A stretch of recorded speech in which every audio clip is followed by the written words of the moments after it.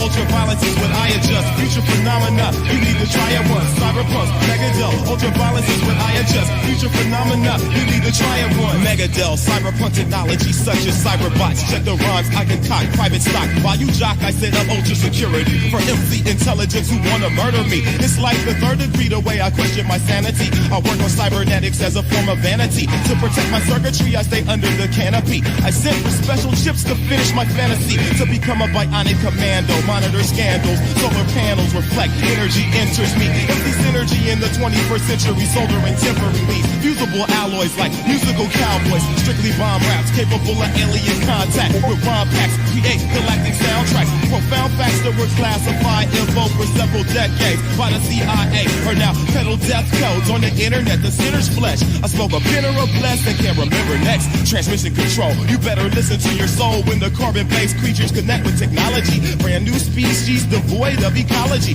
Totally electronic, they monitor and follow me. Cyberpunks, Megadel, ultraviolence is what I adjust. Future phenomena, you need to try it once. Cyberpunks, Megadel, ultraviolence is what I adjust. Future phenomena, you need to try it once. And the microchip is missing. Oh my God.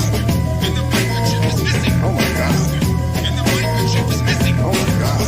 And the microchip is missing. Oh my God. Escape the cold flu, still down with kung fu. Back then they hung you, but now they fund you. I touch the escape key, a blue light envelops me, covers me with energy and sucks me in the screen. I met Tron, he said don't let on about the cyber universe, cause you the first human to discover us. Neon lasers, colorful photons, I felt like Voltron, my hands turned to silver, probably would've killed ya. I just lost my sanity, my brain was enhanced with super intelligence.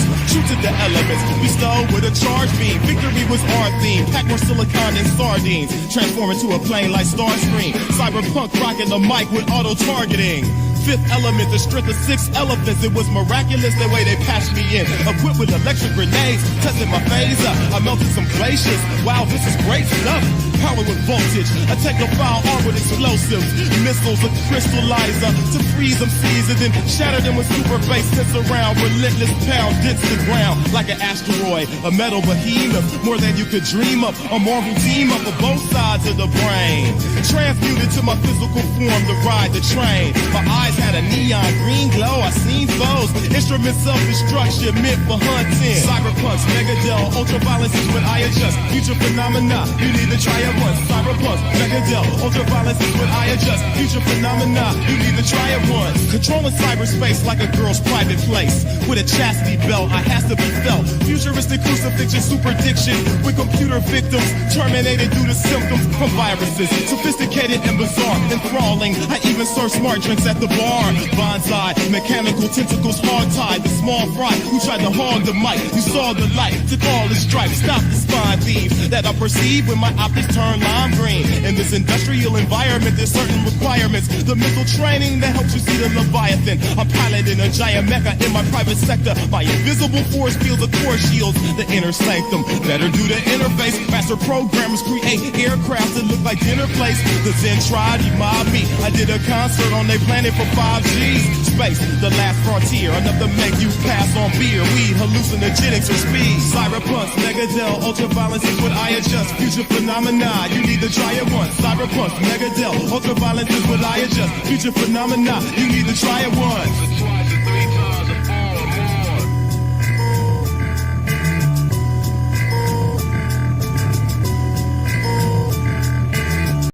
The bridge, Kuwait, do or die shit.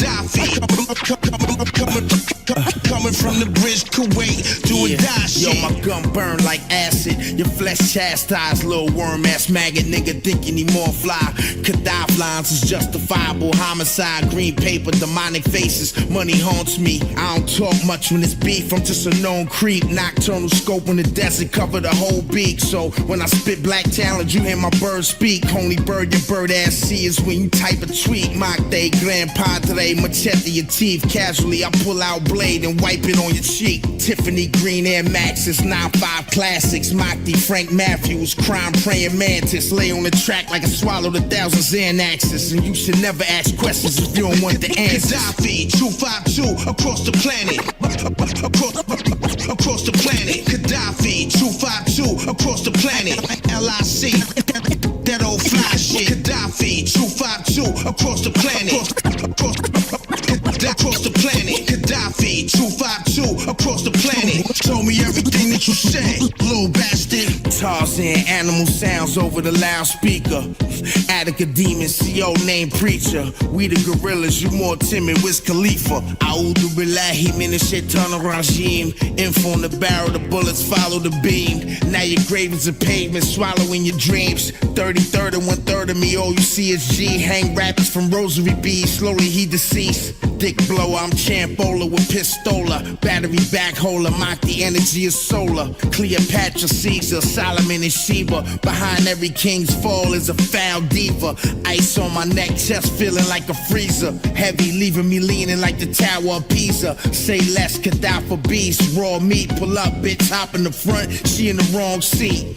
Bet I make sure ass in the floor me. Get the 440 your back like you Reggie Jack. More than that, 44 caliber killer over track. Golden era terrorized rap, and that's a Snapple fact. Red top shotgun shells are still with mega crack. Gaddafi, 252 across the planet. Across the planet. Gaddafi, 252 across the planet. LIC, that old fly shit. Gaddafi, 252 across the planet. Across the planet. Gaddafi, 252 across the planet. Told me everything that you said. Yeah. Rap Attack 50. Goddamn. WM. Hey. Beg no friends. Yeah. WM. Give me the keys, man. Once again, WM. Come on, ma. Can I borrow the keys? My generation is carpooling with doom and disease. Buckle up, skip it, a new American asterisk. You riding shoddy with Jesus of NASCAR in. At the end of the day, we all sitting on 24s, 365 horses. No horse shit, nothing but a learning permit. Delinquents on the Autobahn, pumping our airbags off, worthless. I'm not depressed, man, I'm just a fucking New Yorker who know that sitting in traffic with these bastards is torture. Being a jalopy with a mommy, getting headrest and holler the glowing moonroof is proof that I'm not dead yet. And y'all can all give me the Hummer, cause in the meantime, I'ma pick this ride like fly Formula Water. This is the El Duck summer, with a gleam of factory gunmetal sheen, gray and no VIN number. In the hoopty screaming freedom is mine. How'd you get so rap? Bumping the tune I so conveniently provide. Don't have to be flashy, I'll use any old rhyme. Check this out. Feel away, stay alive, stay alive. Cars slide by with the booming system like New York is Palooza with Metal Gear using Christians. Posted up for the gods of oil mining in a military Humvee with no bulletproof siding. Brooklyn baby on waterlock, walking nervous when the curfew was imposed, closing transportational service. This Gonzomatic fan told me Hunter S. Thompson with my lawyer leaning over the side view mirror, vomiting. You call them windows, I call them asbestos listeners. But it's wheezing in my chest, don't need more than fucking air fresheners. There ain't no easy pass, hands on a dash, you'll get locked in the Casbah if the movement's too fast. Here come the cannonballs, run, get in your gremlin. The days of thunder creeping up sooner than you expected. Paranoid brethren disable the OnStar. No one no trace up, but let's over and shout outlet car. Hopped in the hoopty screaming freedom is mine. How'd you get so fresh? Bumping the tune I so conveniently provide. Don't have to be flashy, I'll use any old ride. Hop in a whip and peel away, stay alive, stay alive. These TV thugs got the heart of Herbie the Love Bug. It don't take a speed racing mind to see that they just stuck. I'll wrap your promo truck with an ambulance stencil to prove that your fucking baby's frying up in a rental. I knew a kid who navigated a slippery and fuel injected a speedball on his way to Atlantic City. Out the race before even making his mark, and now they'll never pick his shit up out of long-term parking. My AAA card is one too many initials. An Autobot on the fringe of liquid addiction, spinning fishtails. I'm about to careen on some tunes and shit off cliff. The love of the sport of racing is keeping me out of coffins. Come movers like, fuck it, just keep the beats dirty, dusty. I grab a CB radio like, I'll keep running the track, even when muddy, cause my insurance don't cover leaving behind the pit crew that love me, so I rhyme. Hopped in the hoopty, screaming freedom is mine. Rhyme. Pumping the tune I so conveniently provides. Rhyme. Don't have to be flashy, I'll use any old rhyme. Rhyme. Hop in the whip and peel away, stay alive, stay alive, stay alive, stay alive. What the fuck, oh, look out!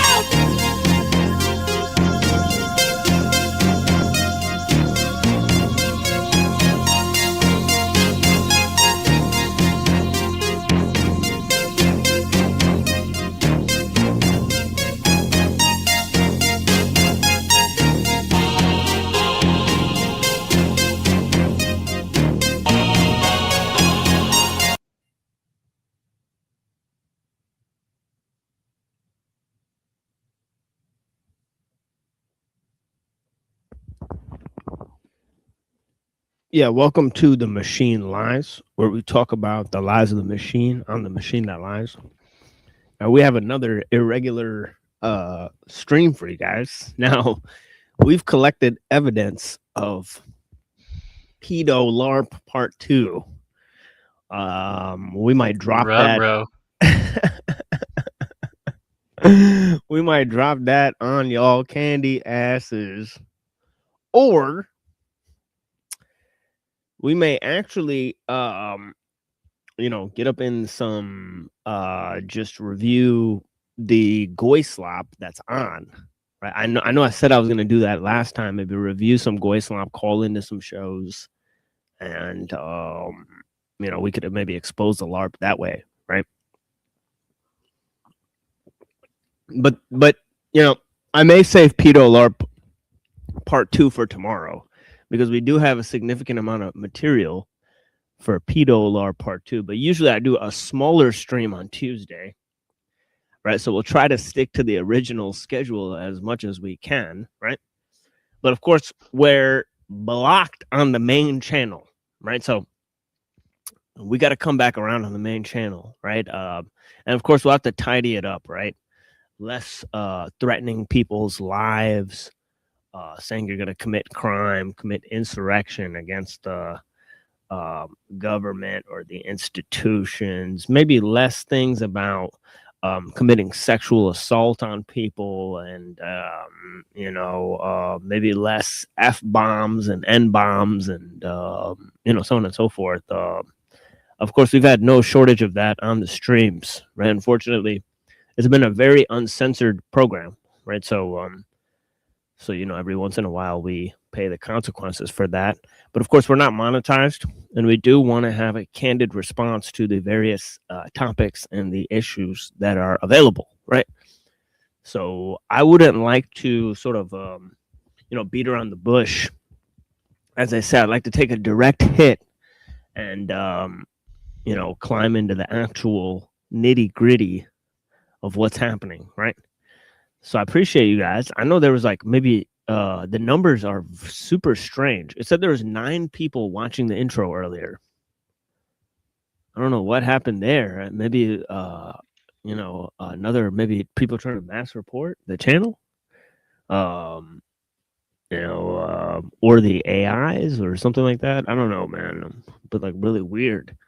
It's like bots flooded during the intro. They said there was 9 people watching, and then everybody vacated as soon as I started talking. So I don't understand that. Usually it's the opposite on the main channel.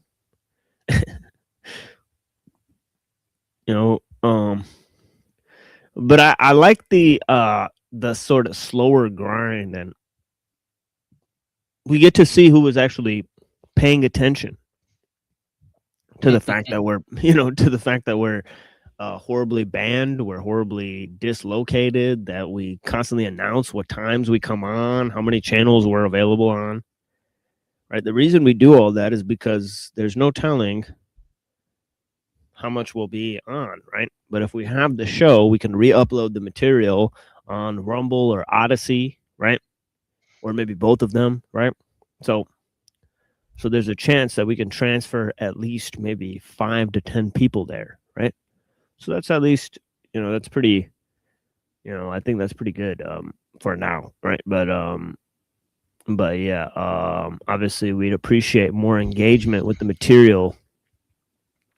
Let's see what they're talking about on the interwebers. Unless anybody has any, anything they'd like to cover, right? Because, obviously we won't be here for that long today, as I said. So, holy moly! Bless you. Crazy sneeze. I'm a little bit under the weather as well, so it's kind of an opportune time to take a week off, I guess. But yeah. So Pedolar Part 2. I'm gonna go ahead and say that's gonna be tomorrow, right? Okay. Yeah, numbers are not reliable at all. It's fake and gay. And yeah, blessings. I appreciate you, madam. Yeah, I appreciate you, Avian, man. And yeah, we invited some other people. Let's see if anybody comes through. Spawns be spawning. Yeah, of course. We had a crazy show last time versus the Spawns. We exposed a lot of events, right? So however you want to look at that, we may repurpose that material for a Made by Machine Bob. But so what do you guys say? I like Avian, I like the fact that series is called Made by Machine Bob. Yeah, it's made for us by us. I mean, or rather made by the machine, right? So whichever one you want to say did it, right? As some would say, the devil made me do it, right? So yeah. Yeah. Yeah. Oh, yeah. Red shared a very interesting video. It's relevant to the themes of this channel about how literacy is being decreased by the use of AI. Can we watch that video, or if you're not in the mood, we don't have to watch it? Yeah, sure. Yeah, sure. Yeah, I'd love to. Yeah, let me just get that video again. AI effect on literacy, huh? Oh, that sounds fascinating for sure. It's one facet of it. Yeah, for sure. Yeah, let's check that out real quick. Or at least parts of it. It's like what, 15 minutes or something? Yeah, this is the short stream, so that take up like half the stream. Yeah. No, it's cool, man. Whoa. I don't know how many of you have made a trip to your local bookstore anytime in the last decade, but if you have, then you've probably noticed that writing isn't really what it used to be. What does that mean, you ask? To be clear, what I'm talking about here is prose itself, not the content of the books, not the stories that they're telling, but the prose, the language with which the story is being told, clarity, imagery, flow, the command the writer has of the English language, and so on. Bad prose in modern books takes many forms. The writing itself can be horrendous, but even when it's not, even when the writing isn't actively punching you in the face every other sentence, it all still just kind of reads the same, like the same person who wrote it all. If you've ever received a work email sprinkled with emojis, then you might have found yourself scratching your head. Or maybe not. Maybe such occurrences are so commonplace now that you barely notice them. I personally have seen numerous articles online explaining the professional number of emojis one may use in work emails, so maybe I'm just behind the curve. If you own a smartphone, chances are you've got a Grammarly keyboard or some other AI typing assistant that automatically double checks Wait, hold on. Can you pause your wording and suggests alteration. So is she simply speaking on auto suggestion tools, or is she? No. really She She briefly touches it. That's only like the intro, I guess, but she goes into it way deeper than that. So she's saying that most people are using AI assistant tools to help them write? That seemed like only a sliver of the population would be doing that, right? Yeah, they have integrated AI tools now, like to help them improve the writing. So it is being integrated into emails and more increasingly. So. Oh, okay. I've heard of it in business as well.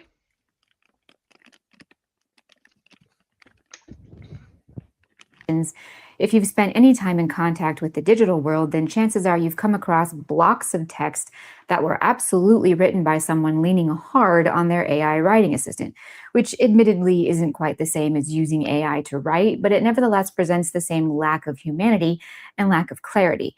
And also, more to the point, it presents the same core problem. Call me a Luddite, call me old-fashioned, call me whatever you like, but this strange reliance on machine aid in basic writing is very, very worrying. Not just because we are now apparently living in a world where books written to varying degrees with AI assistants are winning major prestigious literary awards, but mainly because this over-reliance on technology actually indicates that some kind of deficit already existed, which created a need for these artificial aids. That's something I want to make very clear. AI writing is absolutely killing aspiring writers' ability to put together stories and prose on their own. But there's a reason people immediately found AI assistants so tempting and appealing. The problem with writing already existed. AI just offered an artificial solution. There's a reason people are leaning so hard on their Grammarly keyboards. There's a reason people go straight to ChatGPT when they want to write a novel or a poem or a sweet text to the girlfriend. Okay, there are a lot of reasons, but a big, huge commonality in all these reasons is this. People no longer know how to write. And even when they try, even when we give them awards for doing so well, arguably, they cannot write well. Not anymore. Writing well is a dying art. My question is, why?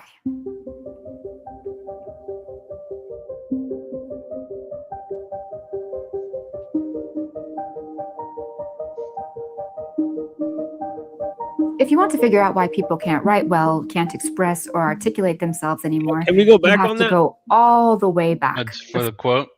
Yeah. You have to go all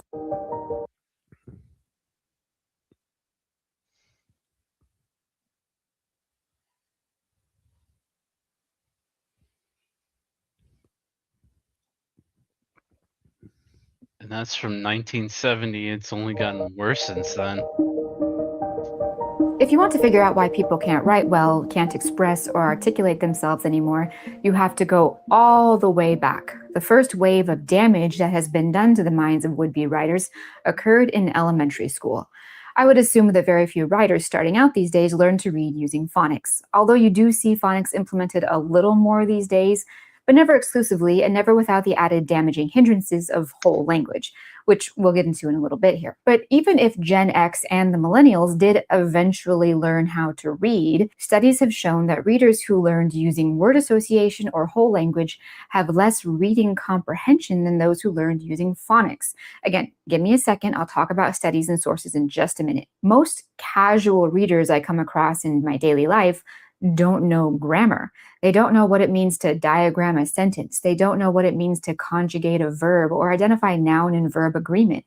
Most people these days don't know how to spell. How many times have you seen those posts of girls talking about how much they love the smell of their boyfriend's colon? We've reached a point now where it's deemed elitist to know which their or your is the right one to use in a given context. Forget current year education, which I'm sure is atrocious. Even when I was in school, they had abandoned this focus in education. In place of what? I don't know. In the 2 years I was in public school, all we did was watch movies, learn about drugs, and glue small pieces of paper to larger pieces of paper. In fourth grade, they also learned how to put condoms on bananas. I'm not sure why fourth graders would need to know how to use condoms, but that's a subject for another day. My father had to teach me how to read himself using Hooked on Phonics in the summer between first and second grade. Around the time my father figured out how ludicrous and pointless school had become, he pulled me out and homeschooled me. I managed to achieve a pretty high reading level pretty quickly by nothing more than a little spiteful tenacity and my father's hard work. We definitely need to avoid meaningless excuses like privilege and elitism. Oppression and elitism is not why I couldn't read in the 2nd grade.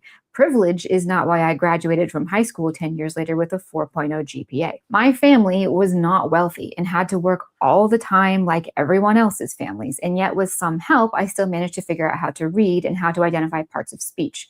So instead of talking about privilege and victimhood, let's talk about facts. I know some of you hate that word, but I'm sure you can cope. So here are some nice, light facts to start with. The question is, why can't anyone write well anymore? There are a lot of reasons behind this, but we're going to focus our attention today on what is by far the biggest: education and critical literacy. Okay, first of all, I know how much you all love sources, and for today's topic, I'll concede. This data isn't all widely known. Therefore, I've compiled a huge list of sources explaining the literacy. Can I make a note about her delivery, right? Because you know, I don't know how cringe I sound when I actually like notice things, right? But like the thing is that she's pretty for sure, right? And I'd like to see what other outfits she has on in the other videos, right? For sure. But like she's got a skull and like candles and then like a cappuccino. You know what I'm saying, right? The skull's name is Otto, apparently. And she just picked up the cappuccino, and you know, and she also emphasized the word facts, right? So you know, and you know, you never hear like philosophers or you know, historians emphasize a term like that. It's always like people like statisticians or you know, like a lower bar of insight that uses the words facts. But anyways, but yeah. I think she's superiority in relation to the studies that she goes over here and there in the video. So whether that's lower brow or not, I wouldn't know. Yeah, these are probably like sociologists or something that are writing some of these. I would imagine. Or what is her channel's focus? It's usually like it seems it's well this. I don't know. It seems to have a. Maybe she's like Sherry Turkle's student or something like that. But wow, she's boosted up. Holy fucking shit. She's boosted up, dude. 125K.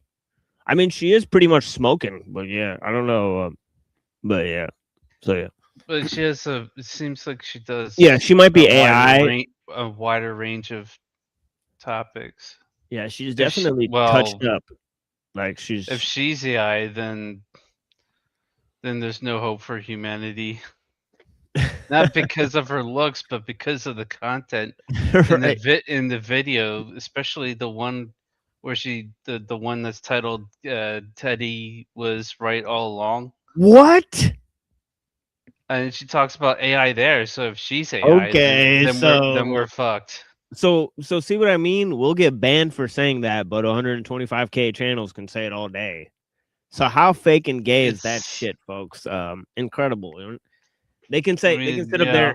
They can sit up there on their podium, on their pedestal, the pussy on the pedestal, and say, "Oh, you know, we're basically, you know, Uncle Teddy was right." The irony is, she doesn't really get into Uncle Ted all that much. She just kind of monologues about AI in general. Oh gosh. There's like one quote in the beginning from Ted, so but the theme of it definitely is relevant to him.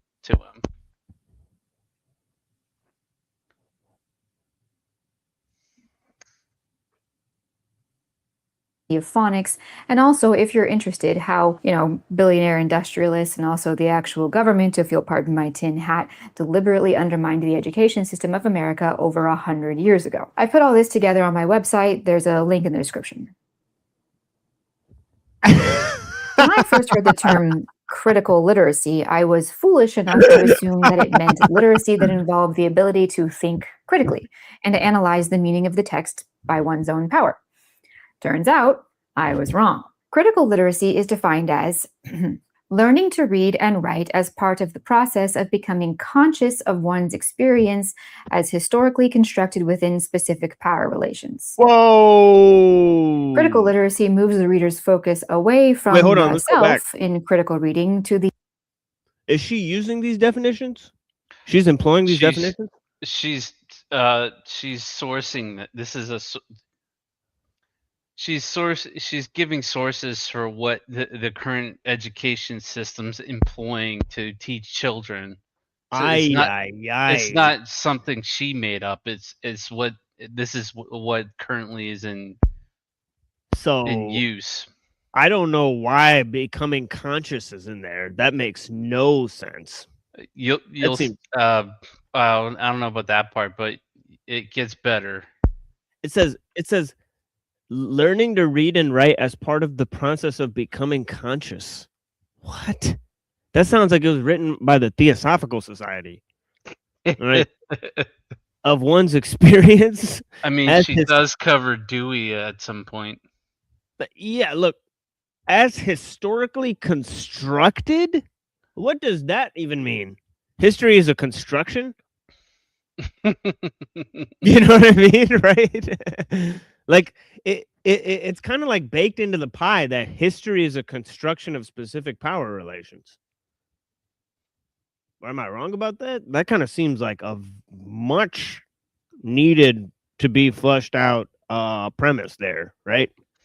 That seems incredibly that seems insanely like tantamount to being just abused.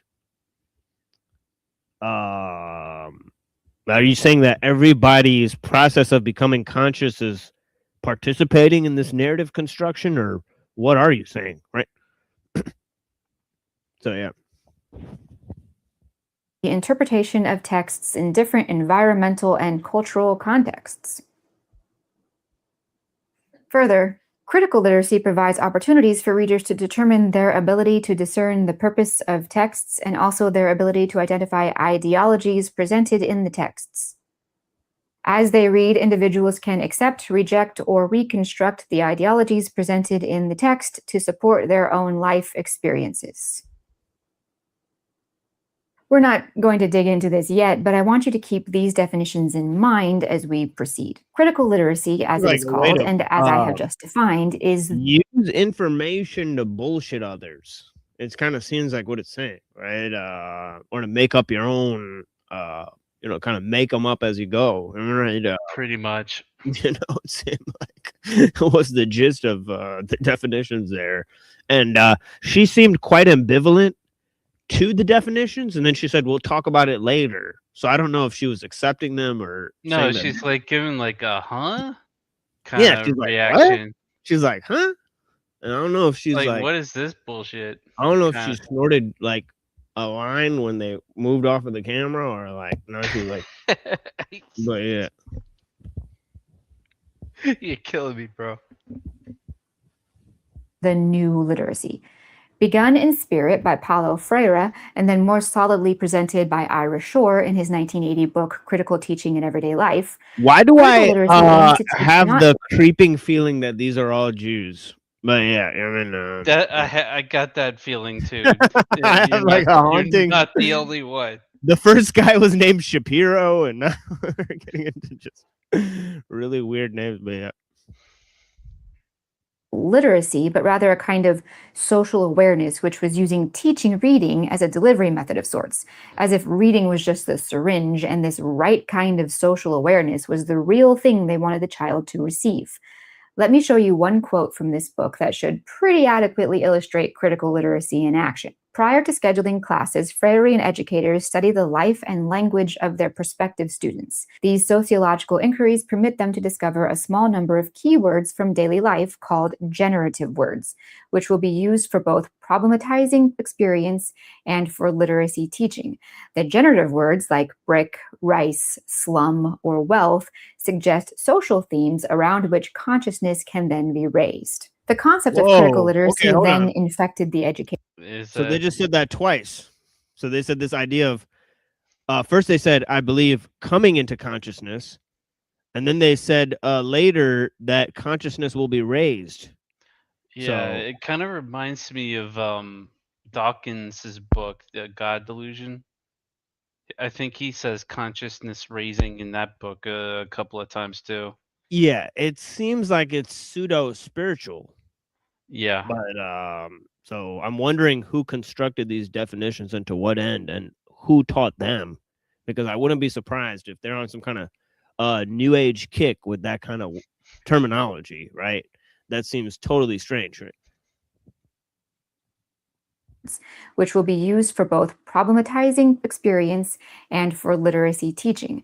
The generative words like brick, rice, slum, or wealth suggest social themes around which consciousness can then be raised. The concept of critical literacy then infected the education world. Within 2 decades, it had been adopted by the US government as an aspect of ESL programs. By the 90s, it had quickly but completely become the new literacy. I have a couple quotes from Shore's book and the list of links on my website. If you're curious as to just how disturbing this is, have a read. When people in modern academic and education circles talk about literate kids or teaching literacy, this critical literacy is to them the ultimate sign of success. If they can produce a critically literate adult, then they've done their job. Before we get too deep into the effects of critical literacy, which is an extremely crucial aspect of the topic at hand, why no one can write anymore, we should first try to define actual literacy, that is, the ability to read, which of course is the twin brother of the ability to write. We also need to look at the way actual literacy has entered a sharp, alarming decline, Well, hold on which a is, second. and I'll demonstrate this, direct. She said that a key part of critical literacy, right, is basically like discovering ideologies that are present in the text and how they relate to you. Right. So, I mean, in terms of that, right, one of the key reasons why technology and social media sort of provides a sort of incapacity of people to come to a realization of the ideologies that affect them is because of all of the gosh darn psyops, right, that are using memes and complex relationships to try to confuse ideological relations between different groups, right? So I wonder if she brought that up, right? She brought that to the forefront because there seems to be a concerted attack on people's senses, right? In the form of subliminal information that's in advertisements and in propaganda, and then constructed through trying to infiltrate various groups, right? So I don't know, you know, it seems like pretty obvious why social media and technology causes,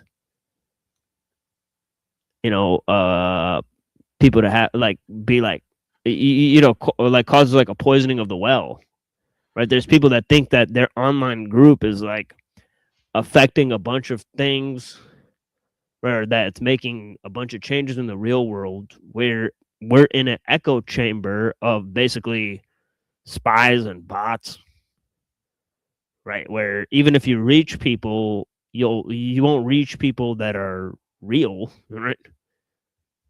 It'll just be fake, Right. contrived audiences. Yeah, so I don't know. Well, this is kind of part of the underpinning to all that. How people are, quote unquote triggered. It's because these generative words that they're being taught to, like, you know, like oh, it's all about their fifis, and how does this make you feel, this, that, and the other, with this critical literacy stuff, which she's against. against if that's not obvious enough yet. It will be. Directly linked to the implementation of critical literacy. That is, actual literacy began to decline when critical literacy became the goal. Defining literacy is a hot topic in education circles. It's divisive and somehow controversial. Even putting aside the jargon-heavy newspeak of critical literacy, the assessment of adults' ability to actually read text on a page or screen is a hot-button issue, which isn't hard to understand. As literacy rates in America drop, everyone's first honest instinct is, well, there must be something wrong with the quality of the education. I mean, education tends to reply with various bizarrely worded definitions of literacy as if to say, no, literacy is not in decline. What you're talking about isn't literacy. And then people start arguing about that, and then the whole issue becomes a pointless shouting match. So before we get into the rest of it, I want to attempt to talk about what literacy even means. I mean, a definition we can all agree on so that as we talk about this issue, we can all be on the same page, so to speak. Let's put aside all the jargon-heavy definitions that get thrown around by all the players. Instead, let's look at the Program for the International Assessment of Adult Competencies, PIAAC. Literacy is accessing, understanding, evaluating, and reflecting on written texts in order to achieve one's goals, to develop one's knowledge and potential, and to participate in society. This is still pretty jargon heavy, but I think we can manage. I do appreciate that they're at least extremely clear about what they mean by all these individual words. Personally, I greatly dislike this odd word accessing here. To my mind, one's ability to access written text is reading. They mean reading. But there is more to it, as you can see down here. Not just able to comprehend the text they are faced with, they can also reach out to texts that are relevant to their purposes and search passages of interest within those texts.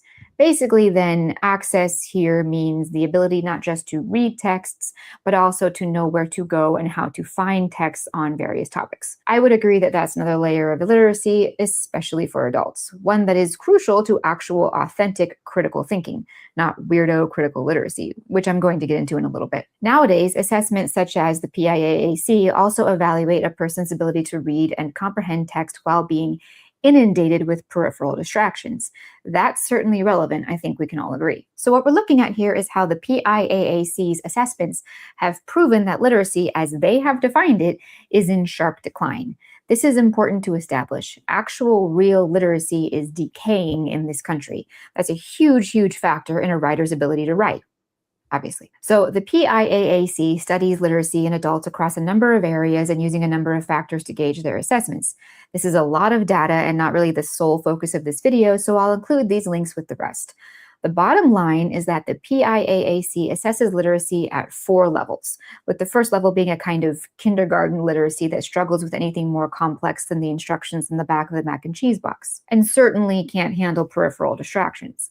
According to the PIAAC, over 25% of adults in America score at or below level 1 literacy. Go ahead and rewind that if you need to, but let me say that one more time. Over 25% of American adults cannot read above kindergarten literacy, and that number is growing. But let's look at level 2. This level is important to our discussion because based on my own assessment, most published authors today are probably at this level. Level 2 literate adults can handle some limited distraction. They can read slightly longer text, even if it's across multiple paragraphs or even multiple pages. If it's simple text, they can also put together an interpretation of meaning, and they can connect the text on one page with the text on another. I personally would call this 3rd or 4th grade literacy. This group makes up about 29% of the population. Combined with level 1, these two groups account for almost 60% of American adults. Over half of American adults cannot read above a basic 3rd or 4th grade level and can only analyze what they've read in a limited sense, while also being extremely vulnerable to distractions. All right, that's all very, very interesting, and this data is quite fascinating to dig into if you've got the time. But what does the literacy level of the average American adult have to do with one's ability to write good prose? I mean, obviously there's a connection, obviously, but how specifically does all of this start to fit together? Surely, you might ask, these level 2 and slightly higher adults are not the ones out here winning Pulitzer Prizes. I mean, surely. To answer, I want to first talk about this study from just last year, 2024. They don't read very well, a study of the reading comprehension skills of English majors at 2 Midwestern universities. This highly talked about study wasn't just assessing the literacy of the average American, but of the average English literature major at 2 widely respected state universities. I won't get into all the details of this, but just so you understand what we're talking about, the study participants were instructed to read the first 7 paragraphs of Bleak House by Charles Dickens, a dense, beautiful section of descriptive prose, and then translate what they read into modern language, thereby demonstrating their understanding of the text. What they found was that 58% of the study's participants were at about level 1 literacy or slightly higher, which the study categorizes as problematic. They also summarized the major traits that made these readers problematic. They understood so little of the introduction to Bleak House that they would not be able to read the novel on their own. However, these same subjects also believed they would have no problem reading the rest of the 900-page novel. Problematic readers often described their reading process as skimming and/or relying on spark notes. I highly encourage anyone to read the rest of this study. It's very readable and presents some very unsettling facts without an ounce of bias. We'll come back to this study a little later. For now, just remember, 58% of these English literature majors who will go on to become English teachers at all grade levels or who will also potentially be writing their own novels cannot even comprehend the opening pages of Bleak House. Worse than that, however, they don't even realize that they don't understand it. They think they're doing just fine. They think they've understood it just fine, or weirdly, that it doesn't really seem to matter to them that they don't understand it that well. Closely related to this study is this article from The Atlantic. The author spoke to a number of university professors and several students and found that professors have had to adjust their expectations of their students. English lit majors can no longer be expected to read whole assigned books, but have to content themselves with assigned passages of books. Several of these college students, these young adults, have arrived on campus unaware that reading whole books would be required of them. Several told their teachers that they didn't know how to read a whole book. Let that sink in for a moment. I want you to remember that one, okay?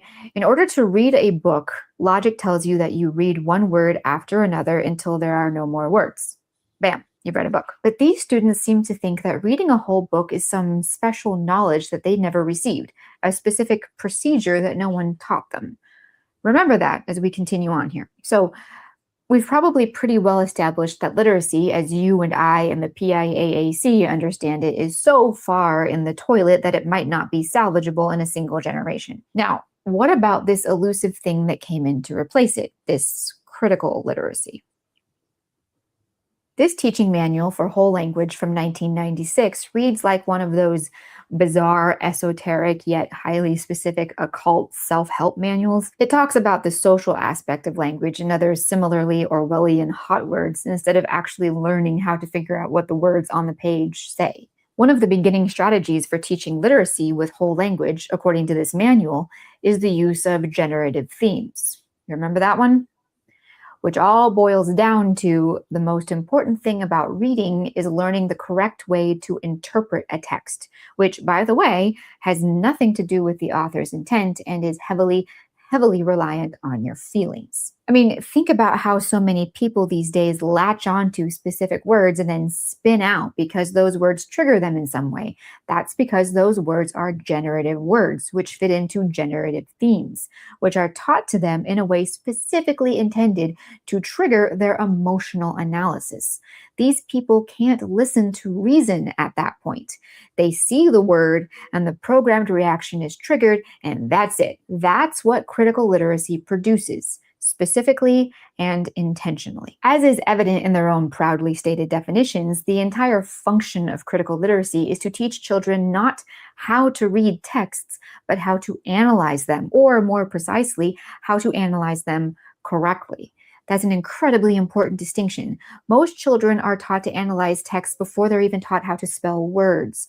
Many children are never taught to spell words. They're just taught to analyze them. This concept, critical literacy, was the ultimate, final, ugly goal of a very long, arduous war that was waged specifically on phonics, although of course phonics was only one battlefield in that war. The whole debate between phonics-based reading education and so-called whole language, which was the first form and forefather of critical literacy, is an ongoing, unresolved matter in the education community, sometimes called the reading wars. There is a lot of research that insists it makes no difference how you go about teaching kids to read. There is a lot of research pointing out that there is a marked superiority in reading comprehension and a whole host of other literacy skills when a child is taught using phonics. One of the many lines of debate in all this is whether or not children are born with a kind of latent ability to read and it merely needs to be activated. There's a ton of argument on both sides. In my opinion, this entire ridiculous, meaningless debate muddies the issue for the larger question. That is, what is the best way to teach good reading ability and habits to the average child? I say average because, of course, there will be outliers and there will be children who have difficulties, and different methods or even completely unique methods will have to be employed for them. But Okay, the let's bottom line is that pause it for a according to second. the data on Yeah, so I think she's on to something in terms of like there's less learning about grammar and punctuation and spelling and stuff and the basic like sort of rules of phonics, whereas like and also like there's no training in terms of critical thinking, whereas it's Exactly. like whatever this whole language thing is pretty seems pretty empty, right? But I'm gonna play some music for a little while. Also make some more coffee here, and we'll be back in a little bit. We may switch topics because we only have 2 hours, right? So we may move to something else now, right? If you guys don't mind, right? We may just hang out for an hour, just maybe like see what's on the YouTubes, and then maybe review that, and then also I might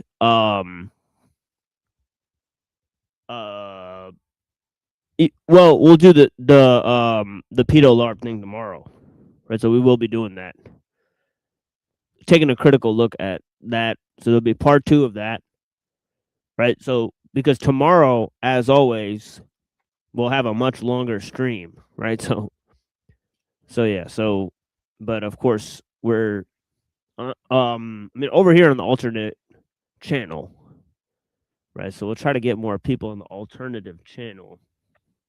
That might be my next little project, is to stream more often here and to tell people that we're doing an exclusive stream here from the main channel so that more people will come by or something like that. So Yeah. an average, phonics is best. Always has been. Yeah, let's pause this for a always while, will be. Buddha. When I was We're gonna move on to something else for a minute. Music and then coffee and then something else. Lizard Tree Right. does not believe the bot. Yeah, send me that video. I'll check out the rest of it later. It's in Uncle Ted channel on the In Discord. my Oh, okay. opinion, all of this is very different from hers. So overall, I would say that Yeah. the analysis of nonfiction. Oh, sorry. Oh, sorry. Go ahead. Well, yeah, I would say that, I have to watch all of it before I can fully respond to it. But I would say the analysis of nonfiction is very different from like reading fiction. Reading fiction involves more of a rhythm and stuff. Like when you read, You still need to learn how to critical think for both of them, though. Yeah, I mean, you want to play the music, or yeah, I would say it's different. Yeah, go ahead. I'm kind of pathways. finding which one I need to play here, so give me a second, guys. Oh, sure, yeah. Yeah, go ahead. Different pathways of the mind, and so I would say that AI assistance can help with some non-fiction, not really with fiction, because fiction is more like getting into the rhythm, and it's more of an She touches experience. on that.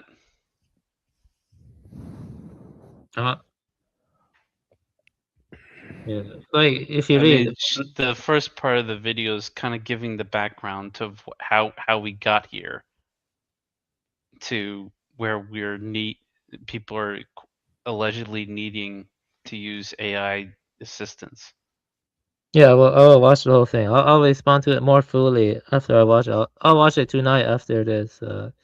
stream, and then I'll give you my typed response. So overall, but I would say that the pathways of the mind, first for fiction and nonfiction, are very different. And I would say for fiction, AI has been very deteriorated use. I would definitely 100% agree with that. But for nonfiction, I think AI can sometimes be very useful, but it's not a substitute for reading the book in full. It's not a substitute. But like Graham Priestess enclosure schema, I had trouble understanding it, and I asked AI to explain it for me, and I understood it better. And so you see what I'm trying to say? Like, it depends on the subject matter for the nonfiction also. But of course, using AI and then being like, oh, I understand the book, and throwing the book on the side is wrong. You see what I'm saying? But you can like share certain passages and be like, oh, I'm having trouble understanding this. Can you help me analyze it unbiasedly? Don't shoehorn your views into what I'm trying to understand. It can help with that. You see, especially if it's a technical work. Like, let's say you're reading bioacoustics and you don't understand, I don't know, what is Fourier transformation. You can ask it to explain Fourier transformation. You can even do the math with it. And you're like, oh, explain why you did this in the math, blah, blah, and it can help you with that too. And it can tell you your areas of weakness, and then you can improve on it yourself. So it depends how you use it and stuff. And let me also say this, if you want to write stories yourself, it's not good to use AI, but it can help with, like, let's say you wrote a summary of something and you want the grammar improved. You say, did I write the grammar here correctly? It's like, oh, you messed up the parallelism here. It can help with that kind of stuff. It can help with refinement and stuff. Actually, with my short story, I had my friend help refine it and stuff. But even so, it's like, Well, there's nothing wrong with having someone else, another human, proofread a text. That's not the issue. yeah, it's not an issue. But nonfiction is different. You see, because you see, Blood Meridian, written by Cormac McCarthy, it has a lot of run-on sentences, and the run-on sentences actually aid to the fiction. You believe it or not, like, doesn't even use proper punctuation. He doesn't even use proper, and that adds to the story. But you don't want to do that for nonfiction. For nonfiction, you want to be concise and to the point and as clear as possible. And AI can help with that for nonfiction. It cannot help with fiction at all. Fiction is different. Fiction, you want to be slant. You want to leave a lot unsaid. You don't want to tell people everything that's going on in a very precise and discreet and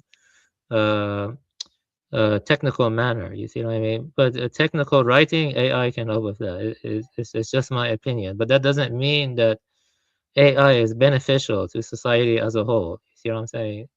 It's like, you get what I mean? It's like a tool, but the tool has a negative impact on society as a whole, if that makes sense. You see what I'm trying to say? I think it's a little bit more nuanced and depending on the specific. Well, wait and see.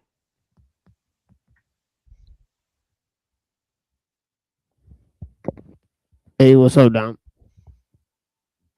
What's up? Hey, How's it blessings, going? man. Pretty good, man. I'm about to take a little coffee break here, and so we'll be back in maybe 8 minutes, if that's okay with you guys. So you're sure, bro? Yeah. All right. Okay. There's not too many people watching, as we've observed, but of course we won't be here that long, and we'll see what we can get into, what transpires in terms of the various avenues online that present themselves, right? So I'm pretty sure there's going to be some interesting content that we could maybe review real quick. If not, we'll get into something else. Right? We'll figure it out together. And of course, tomorrow we'll have a similar type of more relaxed stream. Obviously, because I'm not sure who's going to come by, right? So I don't feel like doing like a huge presentation, that then I'll have to repurpose for later, right? So Lurkers be lurking, though. Right, there is lurkers, of course. They're obsessed. But yeah, blessings.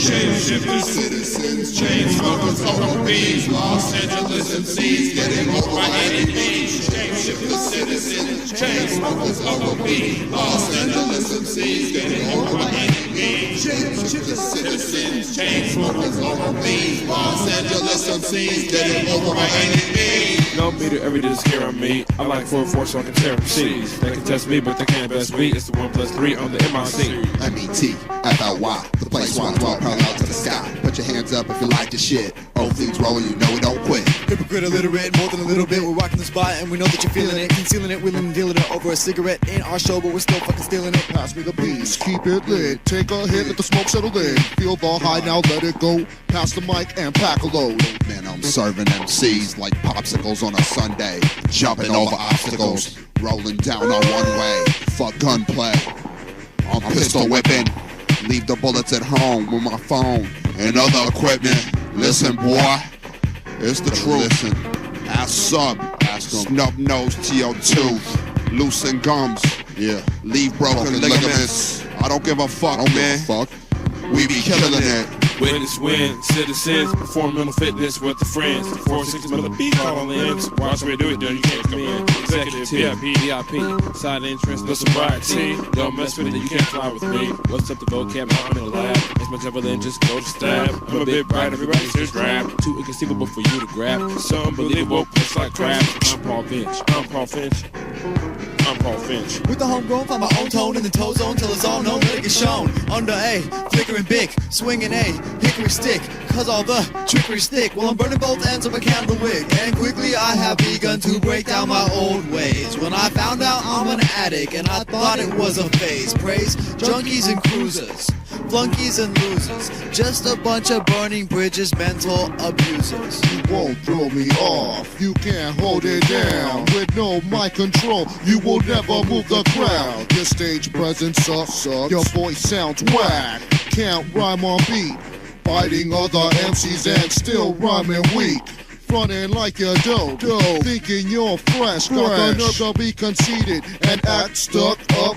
It's MCs like you that need to shut the fuck up.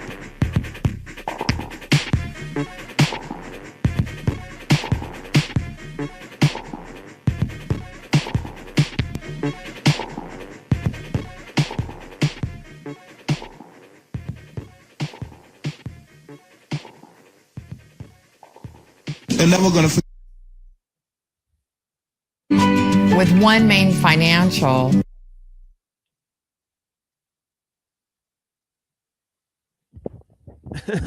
I recorded these a long time ago. I couldn't stop the commercial. Motherfuckers. Is the break done already? No.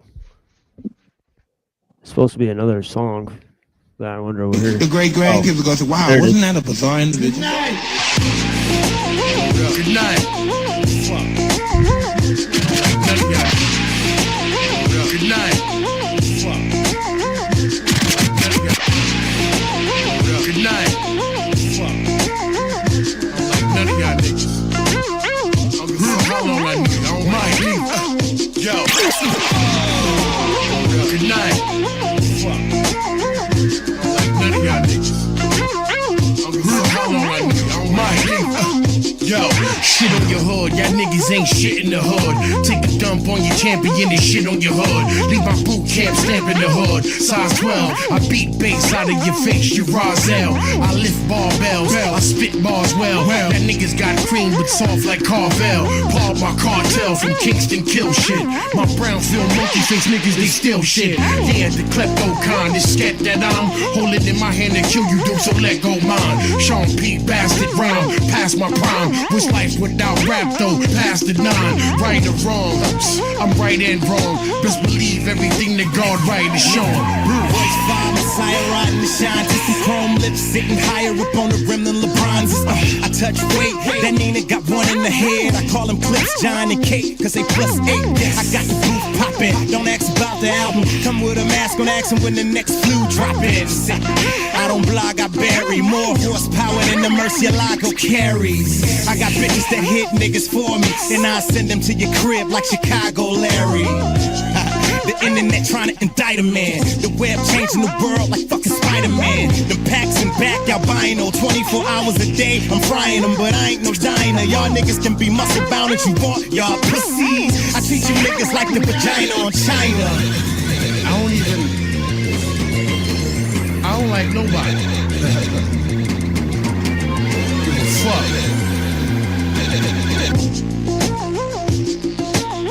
I know you don't like me. Don't got you.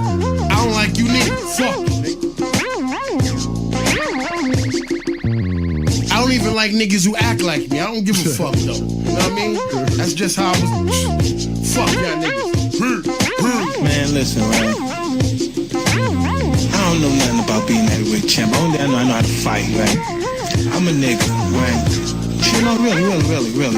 I'm not saying like I'm a black person. I'm a street person. I don't even want to be a street person. I don't even like typical street people. That's just who I became and what happened in my life and the tragedies in life made me that way. But you know, I'm not malevolent or anything. I just am.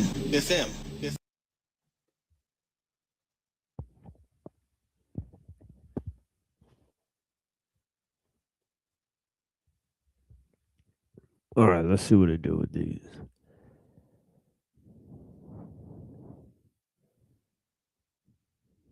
TRT. Let's see what TRT be saying. What is that, Turkish?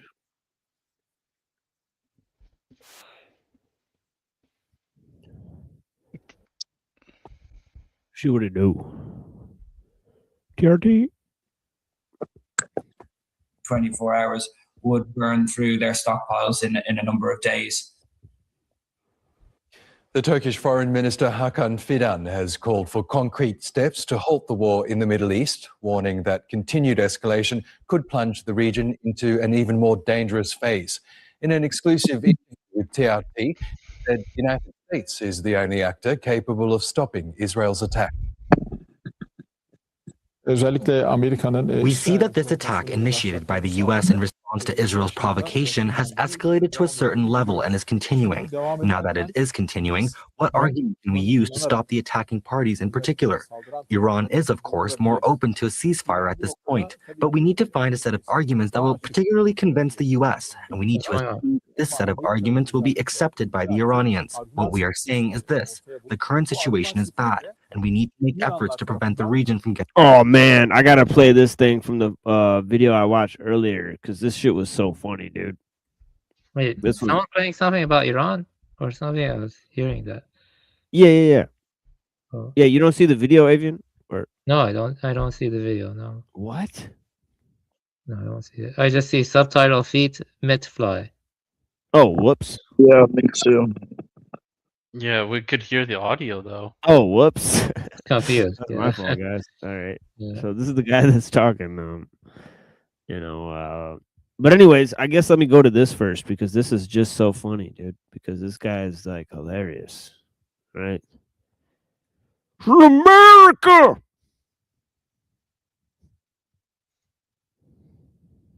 Encapsulates how Americans feel about Israel right now. You either support America and American troops, or you support Iran and the Ayatollah. There is a third support option. I support Iran dropping every single rocket in their arsenal right in the middle of Israel, wiping that entire country off the map.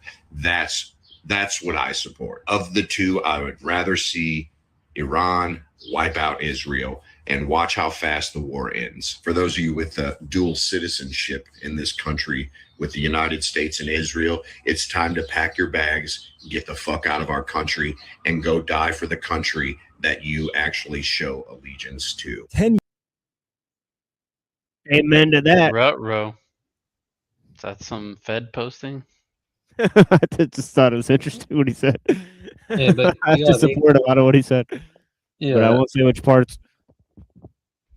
Yeah, definitely. Israel is the main aggressor in all of this conflict. Is the aggressor.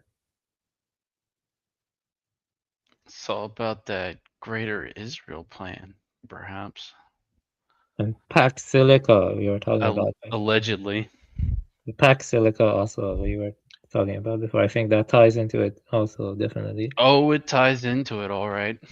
The reason why India supports Israel a lot is because they get a lot of surveillance technology from them. So and that ties into Pax Silica.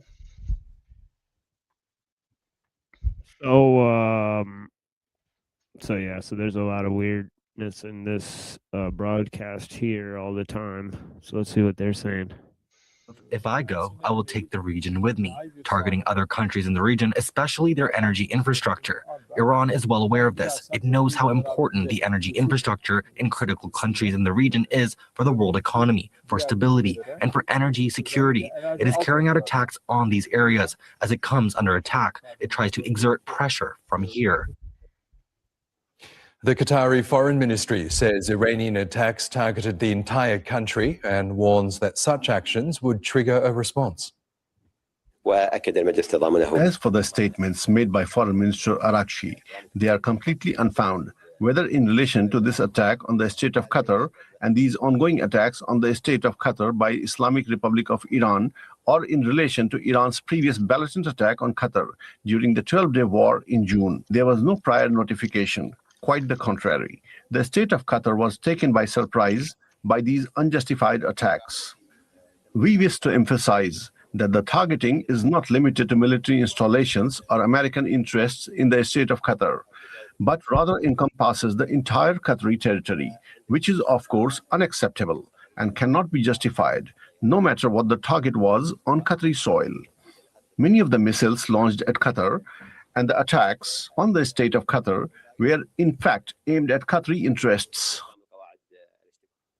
The United Arab Emirates has called for calm and a renewed commitment to diplomacy as tensions in the region continue to escalate. I would like to emphasize that despite the gravity of the events, our position remains balanced. We do not seek an expansion of this conflict, nor do we believe that military solutions lead to lasting stability. Our region is in no need of this escalation, and returning to the negotiating table remains the only rational way to contain the crisis and prevent its spread. Blake Sifton has more from Dubai. The situation in Dubai today remains quite calm. There are more cars on the street, businesses are open, restaurants are open, and people are walking around. People do seem to be taking the situation. This guy is so weird looking, dude. He's like the Don Lemon of Asia. Like, look at this dude, man. He's got an interesting look for sure. He's got an interesting hairdo for sure. Kind of reminds me of Jimmy Carr. Right. Oh wait, Dubai oh, wait, today. this guy? No, no, the Asian guy. This dude right here. The prompt reader. Yeah. Yeah, he reminds me of Jimmy Carr. Like, It's like the same kind of hairdo. Very serious. Slash forehead. Gray tie. Like, what the hell? More from Dubai. The situation in Dubai today remains quite calm. There are more cars on the street, businesses are open, restaurants are open, and people are walking around. People do seem to be taking the situation in stride, but it is, of course, a different situation in other parts of the Gulf. In Saudi Arabia, of course, the Saudi Ministry of Defense says the U.S. Embassy in Riyadh came under attack from 2 Iranian drones. They say there was a small fire and some material damage to the building. Now, that's the second U.S. embassy affected and attacked in as many. Okay, so Iran's just going insane at this point. They're just dropping rockets. Allegedly. Like nobody's business. Yeah, or it's just fake news all day.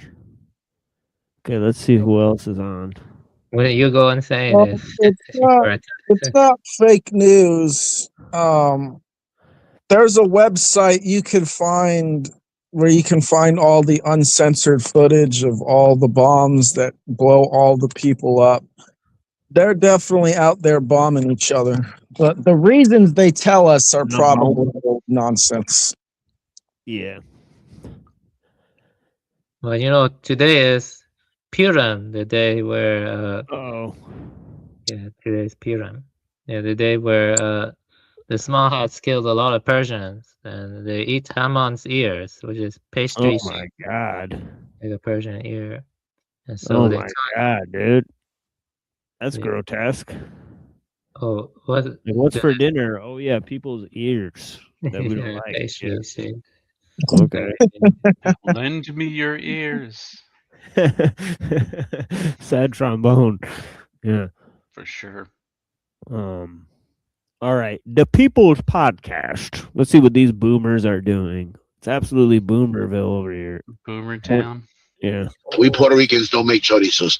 We make what's called morcilla. Oh, Food Toys there. Of course, Food Toys What everywhere. the hell? He's popping up everywhere. What is He's this? literally, he's probably AI at this point. But yeah. God, what he was saying, he might as well be AI. Yeah, he's saying he is AI. He's saying everyone is. So he's just Oh tripped shit. out. Yeah. He He went totally down the rabbit hole. It's like one of the if he took like too many drugs and it like fried his brain. It's I like know, that kind of situation. That's my guess. Right. Yeah, there's some type of, but it's kind of like what Axis Rat Blood said too. So it'd be weird to have them have a conversation because one believes in God and one doesn't. So it'd be funny. But yeah, fake news. Yeah, exactly. You know, I thought Axis did believe in God.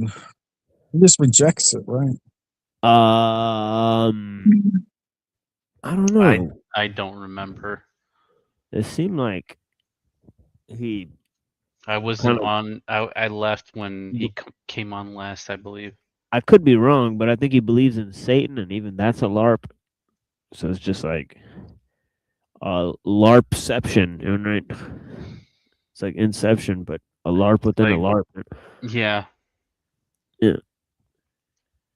Stacks on stacks. How about right? Exactly. LARPs on LARPs. Right. And I'm developing a analysis about LARPing versus acting. So at some point I'll release I'll release a little few lines about that. We'll drop a little analysis about that. So Yeah. Is it different? Is it different than chorizo? Or like how is it different? How about morcilla is blood? Morcilla is blood sausage. How about what? Did he just say blood sausage? What the fuck? Yes, he did. All What right. is even going on? Hell no. Hell no. Yeah, we have that in Ireland too. We call it black and white pudding. It's made from blood. Yep. Panel. What? Black and white pudding made from blood? What? White pudding. Are you sure? What's white pudding made of? Oh, let me tell you, it tastes so good. It tastes so good too. Listen, a little bit of listen. The red blood cells. White pudding's made from the white blood cells. What the fuck? Okay, so these boomers are talking about eating blood. Open panel, so yeah. Open panel on blood. Oh, sipping and drinking blood. Well, Blood that's and just, sausages and God knows what else. getting pretty weird out here, folks. To be quite honest, but yeah. So T Reigns, he's on our list of pedo larpers. So let's see what he has to say. Let's see if he has any. Oh, he has no live streams available. Oh, wasn't that? Wait, delete them all or something? Make them Yeah. private? Yeah. You know how they do. Do we dare click on Star Fox and see what he's up to? He's just as bad as Rat Blood. Yeah, he's crazy. Yeah. All right, so let's see. Okay, so he's not doing shit. Okay, let's click on this trash. Let's watch this Must have- garbage. Oh, this Shitty with bozo. shitty military machinery as well. Like this is they have all outdated rockets, all outdated fucking everything, and they're able to fight. That's Well, you that. know, this could be. I hope not, but this could be the beginning of WW. Oh, I think it's based grandma. Oh man, God bless her heart. I Whose mean, mom that's is that? what everybody thinks it's about, right? They keep signaling it. Like, oh, like minutes to midnight. don't forget, you know, assume the position under your desk. Yeah. Put Her your name is derriere in the air. Yeah, but her name is Premonition. Like, she's kind of like a day late and a dollar short. Oh, sad Trumbo. But yeah. Boomer Unquestionable that. Freaking Hyperborean. You know what I watched lately was Boomer Betty. I watched a video of She someone even got the break down boomer Jim Bob. glasses too. Sorry, Dom. Oh, sorry. Well, I watched someone break down Jim Bob and why Jim Bob's wrong. And it basically is the dude, I think I told you about him, Gnostic Academy. It basically comes down to the fact that Jim Bob is over here telling all these people why they're wrong. But at the same time, Jim Bob doesn't even know how to interpret his own Bible. Yeah. Yeah, I got Jim Bob in 2 or 3 steps because it's like first he about said right. Yeah, first he said that first I asked him, is God in control of everything?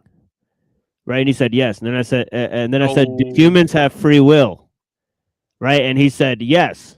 Right? And I said, well, does God control your free will? Right? And he said no. So I said, how is that possible? And he said, God controls primary causes and not secondary causes. And I said, so God's not in control of everything. And then they kicked me off. So That's just newspeak for not knowing what the hell you're talking about, basically. Right. Oh, primary causes versus secondary causes. Like, shut up, dude. Like, you don't know shit.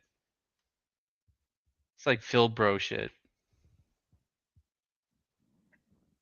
Yeah, he also got banned too from streaming for a little bit recently. Yeah, for 48 hours is what they hit you with. If you display a weapon, they'll give you a warning. So we've been hit with that too. We've been hit with it twice. So that's pretty interesting. There's people I've seen who their whole streaming thing revolves around open carry and guns. Right. There's people that are literally, their streams are about analyzing different types of weapons, and they have 100,000 subscribers. So figure that one out. But yeah.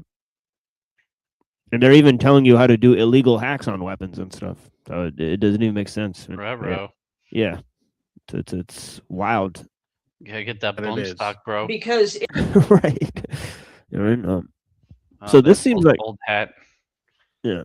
This seems like a pretty standard panel, honestly. This doesn't seem like there's anything bad going on here. I know the Russian. You can't put the toothpaste back in the tube. You know what I mean? We've already started it. It's happening now.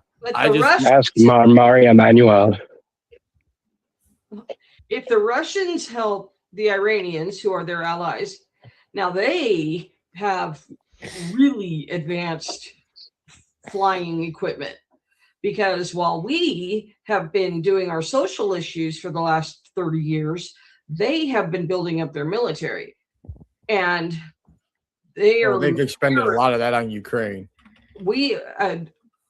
Yeah, but they're actually getting drones from Iran right now for Ukraine to help them in their war. They've got advanced stuff, and damn, cross current. That's pretty weird, man. But yeah, man. Yeah, what is the BB, palling with Putin for then? Oh, hostile Hyperborean with the based comment. Iran will win this war. Hopefully not against us, but against Israel, as the gentleman said. I still just don't see it though, because modern warfare is not about who is most courageous or valorous. It's about who has the bigger guns and more advanced technology. Yeah, and I think America and Israel have more advanced technology. A better question is why Iran ever thought it stood a chance against Israel. Like something can be evil. Israel is evil, but you cannot always win, against evil. Sometimes you got to. Yeah, but I'm pretty sure that Iran is like a huge country compared to Israel. Yeah, Yeah. Land But mass wise. that doesn't mean anything, though. Yeah, Israel and people wise. Yeah, but they're already supporting Iraqi Kurdish separatists. So they're already supporting separatists and Right, but they like those are the groups that have the women fighters. What are they gonna do? Well, here's the fact, guys. I know I'm an American, so just know that I can't stand the military. All right, but the American military is the most baddest military there ever was. There's no way Iran could defeat them. I don't think China would stand much of a chance, although they probably put up a fight. They probably kill several hundred service members, but they aren't landing no troops in this country. They aren't defeating America's Navy. They aren't getting past our Air Force. No one on this planet can defeat the American military except the American people if they decide to stop funding it through their labor. Yeah, but the problem is the American military acts like a bulldog for Israel. It doesn't really serve the interest of the Americans, unfortunately. Exactly. You agree with that, yeah, that's the problem. See, Iran, most of the terrorism comes from Wahhabis, Wahhabis who are like, very like Sunni radicals, but they're not even Sunni. They're just, I don't know, they're just like it's like invented by Sauds and Israelis to make, and then they finance the madrasa schools in Europe, and so most of it is done by like Wahhabis and Salafists and stuff like that. Most of the terrorist attacks. So Iranians have no interest in attacking civilians, even. Like they don't like killing innocent civilians like you, and so like why would they and stuff like you see what I'm saying? Like Iranians are civilized people, unlike Israel. Israel loves killing children. You see what I'm saying? Iranians aren't that kind of people. Iranians are Persians. You realize that, right? It's been called Iran since the Sasanian Empire. Iran is the native name of Persia. And Persia is the Greek name for Iran. It's the Edonim versus Ethnonim. But you see, like Edonim means name native people call it.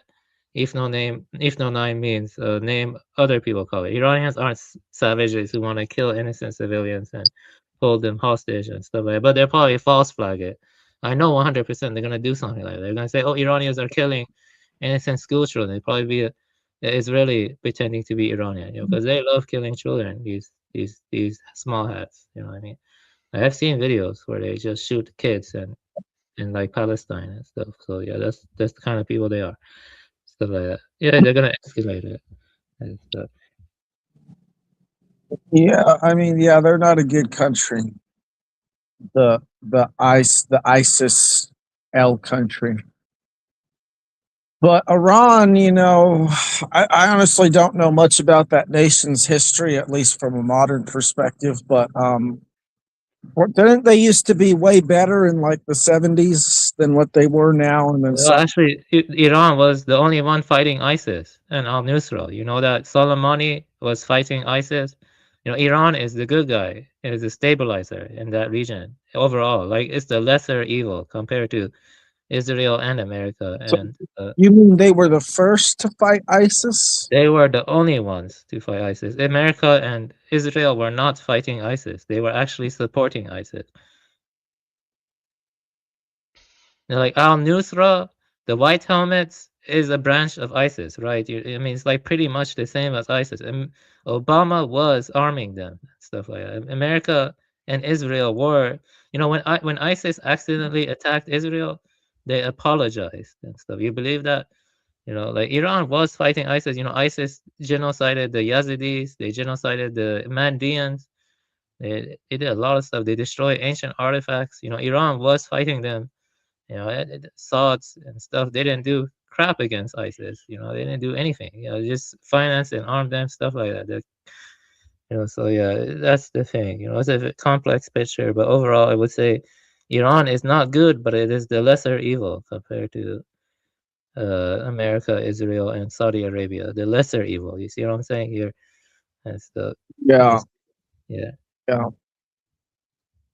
I thought that multiple factions and nations were fighting ISIS. Not really. No, not really. You know, in Syria, yeah, Iran had boots on the ground, and they were fighting ISIS. Like I don't really think Europe or America, European Union or America or NATO were. They don't care. They were just financing ISIS. They were using them to destabilize the regions and destabilize Iran and stuff. You know, and, they don't really care. Israel, Israel basically owned European Union and America, and they were arming ISIS, and that's basically what was going on. And but you have to dig deep to find this stuff. This was around 2015. I mean, you have to go Yandex search engine is better than Google search engine. Yandex search engine, that tends to be a little bit better. It's better, yeah. Yeah, it's better. Yeah, you have to dig deep for this stuff. Let me tell you this, man. In just 10 years, I feel like things are rapidly transforming. We went from Syrian war, we went to fucking Corona. We went from Corona to underground tunnels. Then we went pack silica and lots of other stuff, crazy technologies, and now Iran war, and it's like, I don't know, it's too much. It's too rapid and too crazy. You get what I'm saying? Yeah. Well, I mean, the U.S. It's about all the U.S. is good at is war. We gotta have war in this country. I mean, this the way of America. Yeah, but the war is just but not even American interest, ultimately, because let's be honest here, America need to focus on itself. There's growing wealth income disparity, and these wars are extremely costly, and they also don't serve anyone's interest but Israel, stuff like that. It doesn't really like, it's like, I think, it's just not good for the people, and it's not good for anyone. I mean, Epstein leaks. Remember the Epstein leaks? Of course, it's just right after those leaks we have this crazy war. You see what I mean? It's crazy. It's too much. The average American, I think, is overworked and tired, and due to how unfair things are and stuff, and they're basically treated like slaves by their own government and stuff that doesn't care about them and stuff. So yeah, it's kind of messed up.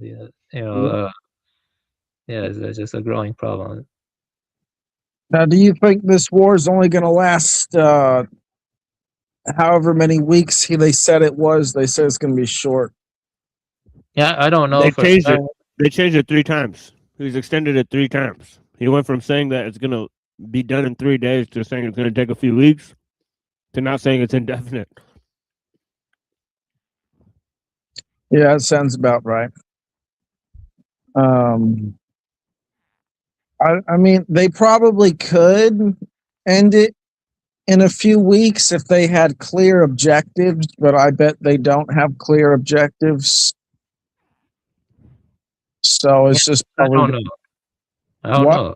I don't know how long it will last, but I'll tell you this: if I were living in Iran, I would be very pissed. I would go into a berserker rage, and I would go very crazy. And because I think the media is lying that most Iranians are who they want to topple. A lot of them are probably pissed, and you don't bomb Tehran, the Azadi stadium. That's especially during Purim. I'm saying that's a bit.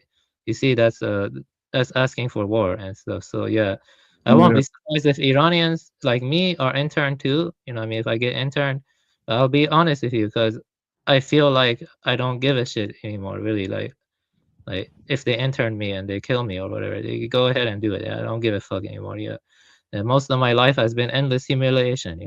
I watched The Northman recently, and it was good. I don't want to talk too much, but it was a very good movie. They were honorable. I don't see much honor in the modern West, to be honest with you. Like what's the point of this? Focus on your own internal affairs. You know what I mean? Like really, like just get rid of Israel. Focus on your internal affairs. Like mass migration is not good for the West either. But there's gonna be more of it if stuff like this happens. You see what I mean? You gotta stop Israel, and you can't let this go on. It's gonna just destroy everything. You see what I mean? It's just I don't know. It's just stupid. It's fucking retarded as fuck. It's just like worse than technique. It's just self-destruction. You know what I mean? I just don't get it. Like, what's going on? Is there like some Freemasonic plot or something like some kind of messianic something like? If we look at it from the perspective of the Jays, it's just basically the fact that they're a special breed. The rest of us are not, and we need to Their learn. souls are better than ours, right? That's like Kabbalah shit. Exactly. They're better than us because, I mean, it really doesn't even make any sense when you think about it, because the form you have has nothing to do with the essence, right? But they have it think that because they incarnate as the Jays, that the rest of us should just fall in line. So they need to enact things like wars to keep us non-Jays and, you know, like the Christians and the Muslims fighting amongst ourselves. And of course, they're all on the same side, ultimately, I would say, because they're all Abrahamic religions. I'd say the cities of Mecca, Jerusalem, and Rome, they're all united. I don't know, maybe, you see, the thing is that I once read this article.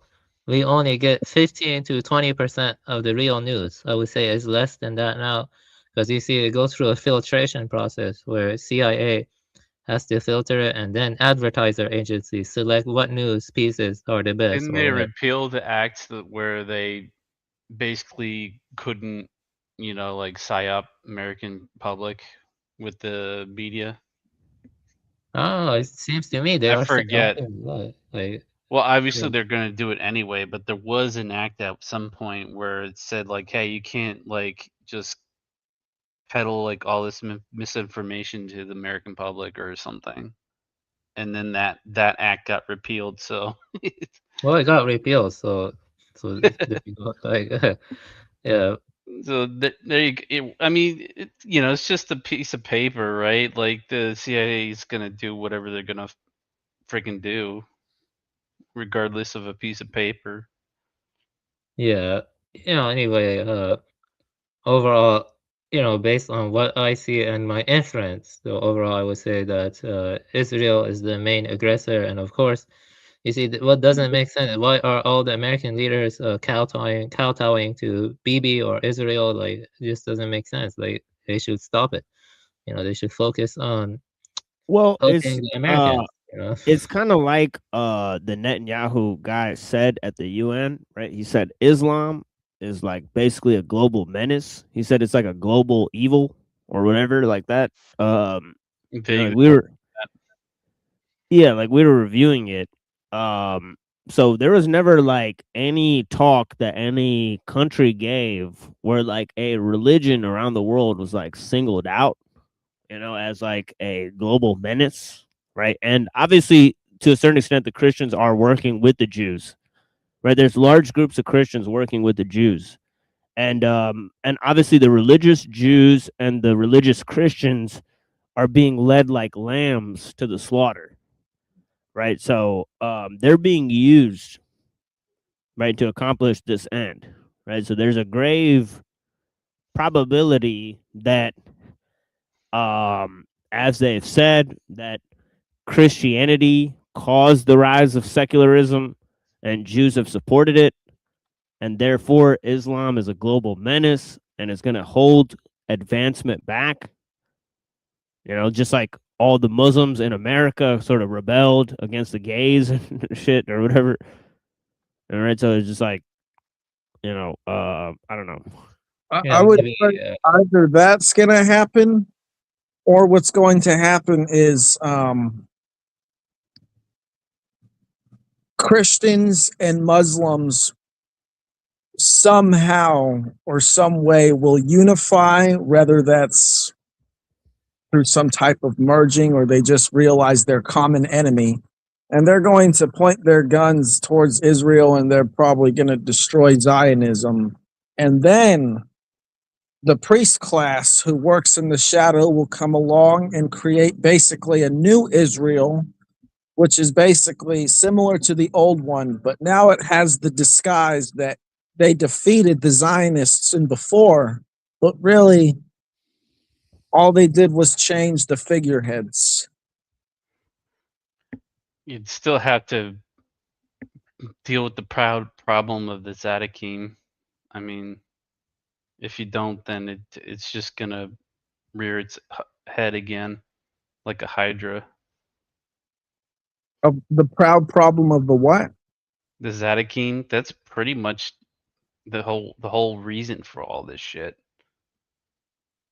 That's when John Lamb was talking about Melchizedek, right? So the Zadikim, right? Melchizedek and his anointing and stuff like that. I have to double check that. Oh, the Zadikim. Something, or am I misremembering something? No, that's him.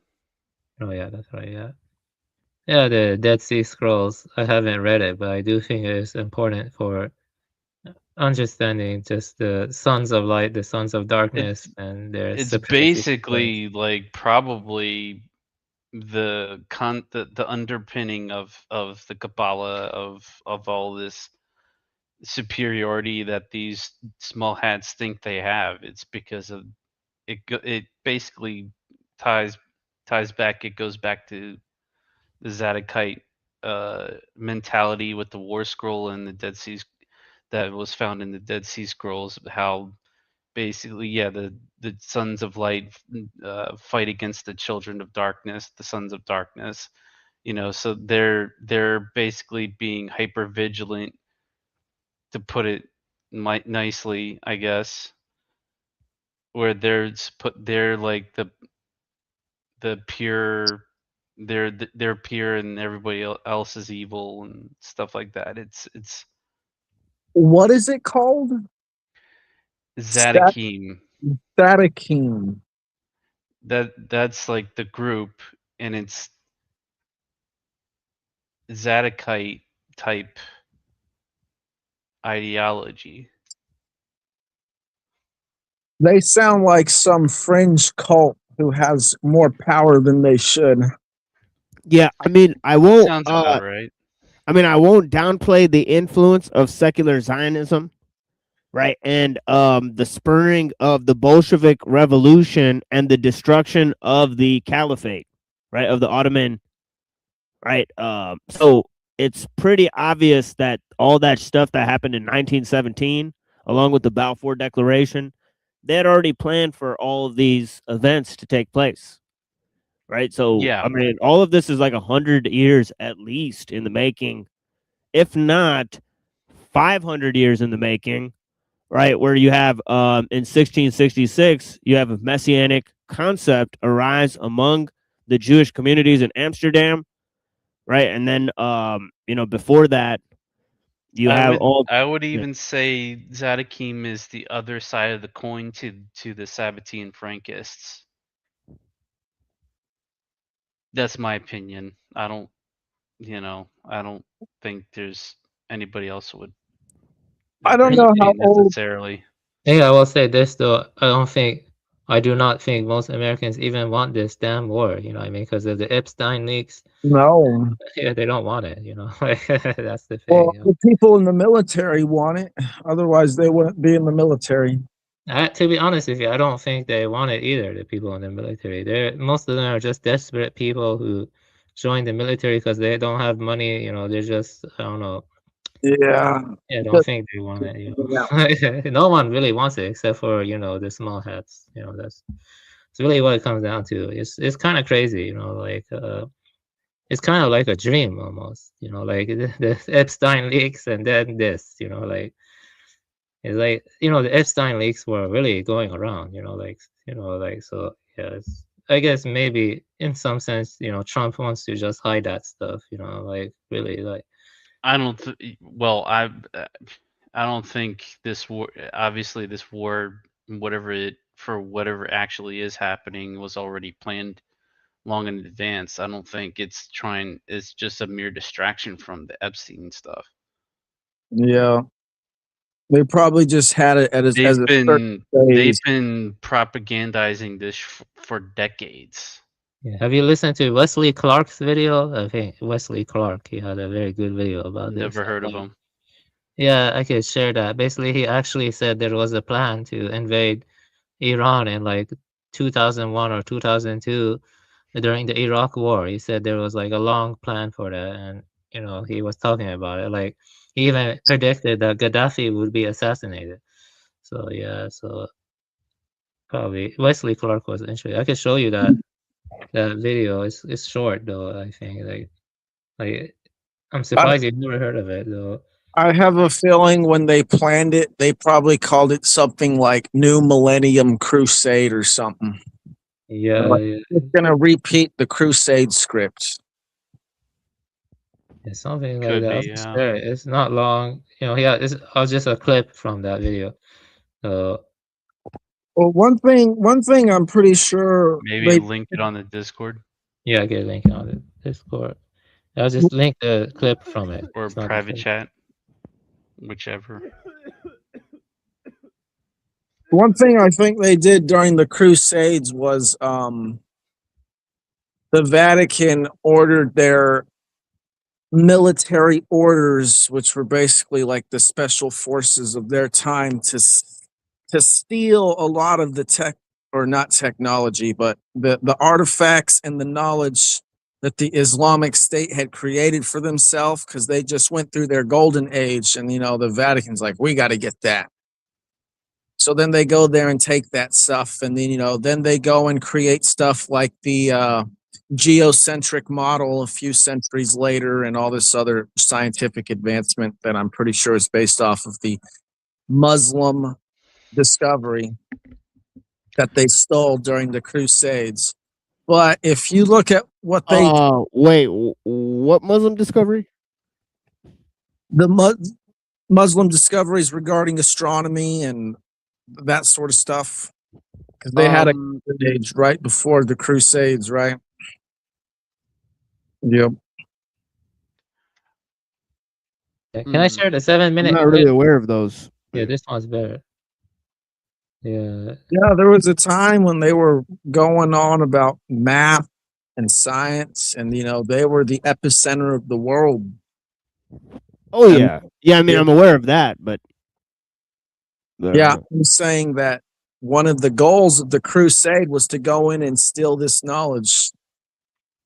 Oh yeah, maybe for sure. Yeah, they're like, oh, we could use it to build shit. And actually, I think some of the texts were translated by the occult, right? Because a lot of the occult, they really liked works like Ibn Tufayl, which we're gonna read on the show, right? So there's a lot of occultists like Leibniz and Cotton Mather and really strange people who took interest in medieval Islamic literature, right? And these medieval Islamic guys, they were sort of like considered apostates among the regular Muslim communities, right? Because they studied all sorts of arcane topics, and they came to all sorts of arcane conceptions about how you should interpret the Quran and all sorts of things.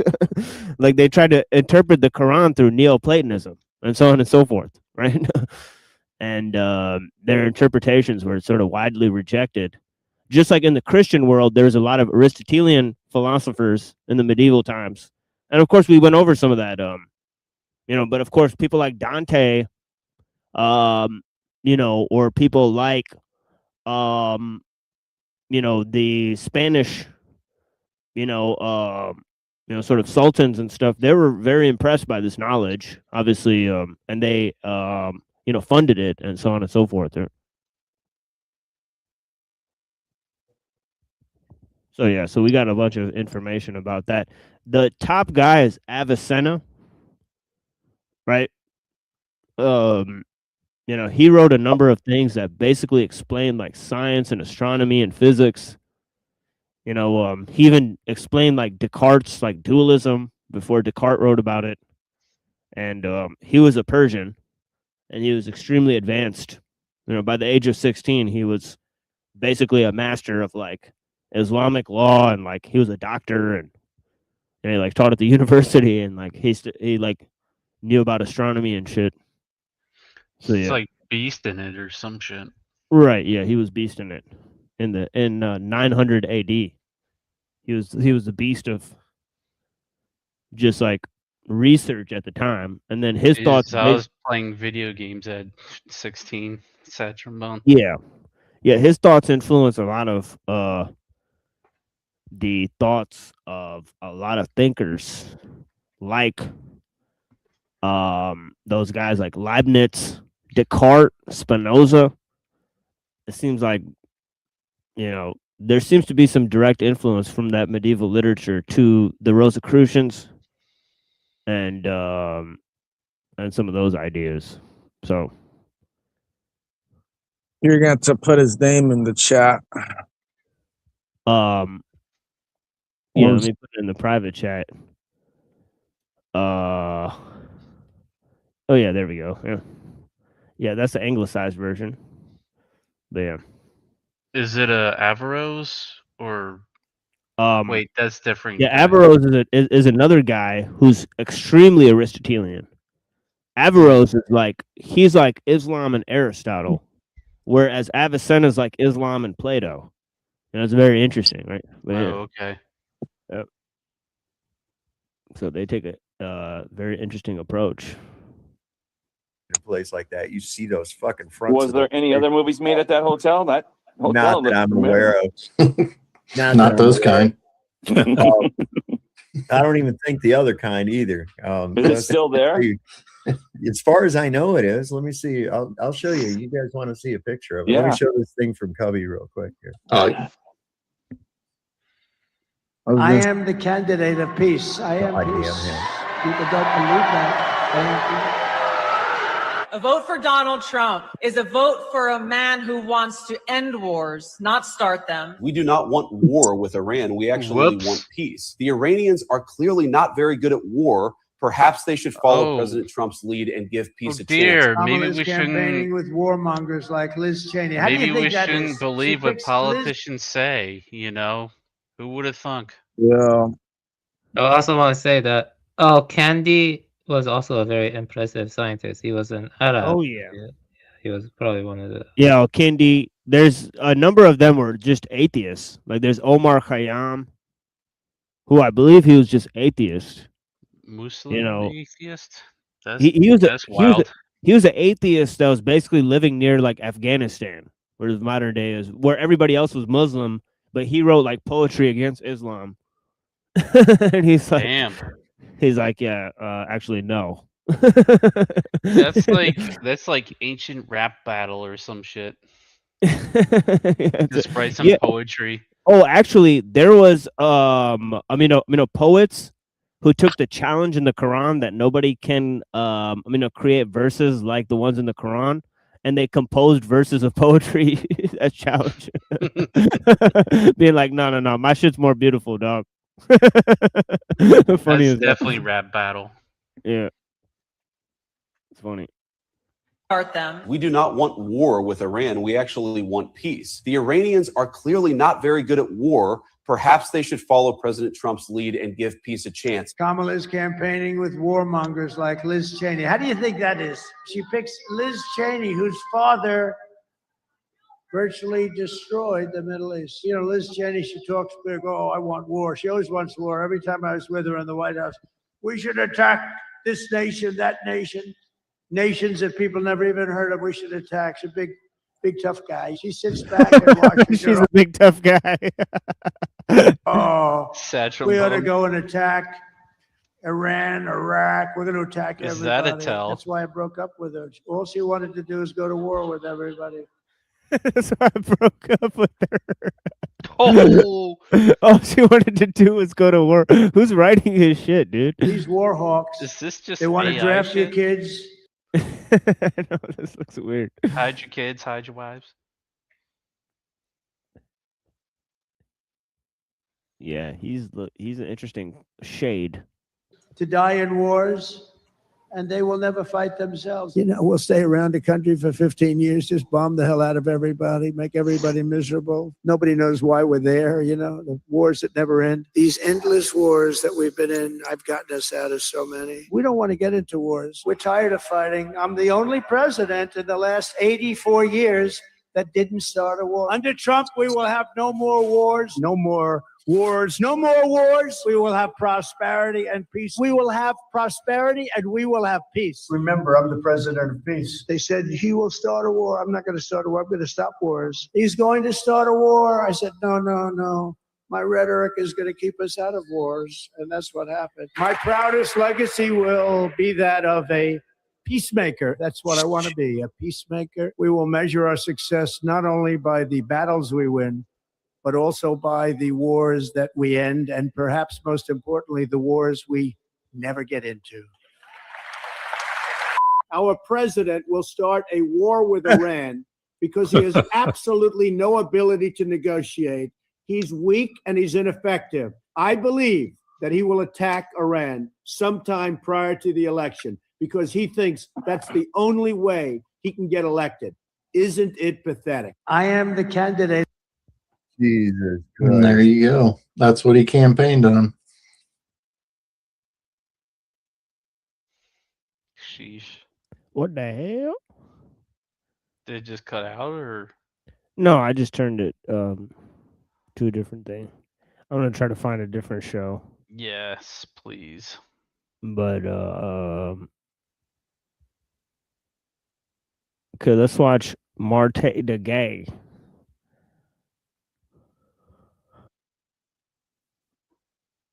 Marte the Gay.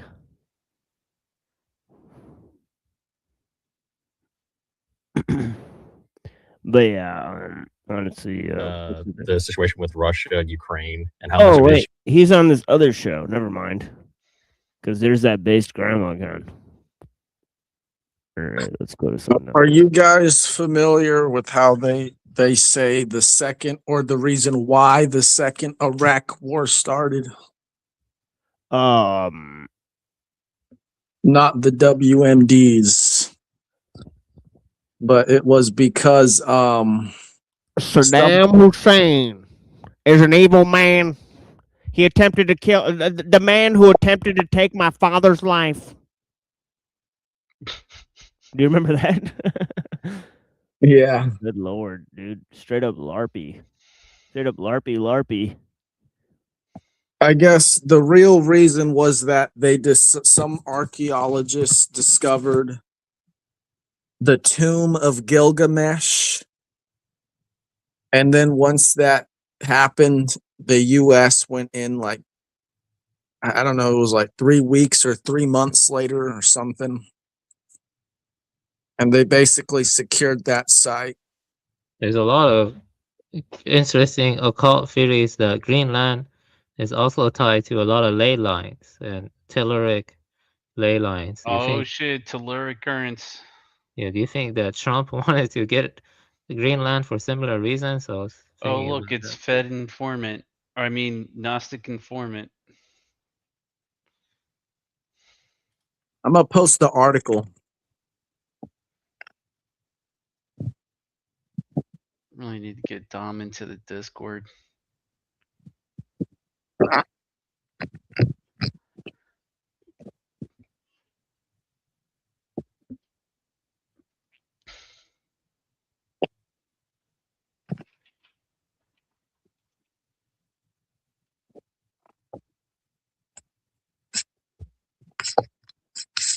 Some Lydian guy, something Lydian. I can't remember his first name.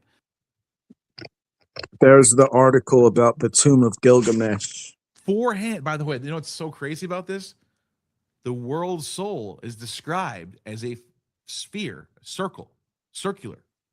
This is they're describing the perfect world soul, or the perfect first human being that doesn't have any flaws, because it's like there's no dialectic, it's all perfection. It's perfect in ratio and everything like that. Perfect in symmetry. Sounds like Parmenides. That's what this is. This is the form of a human. The form of the perfect human right now.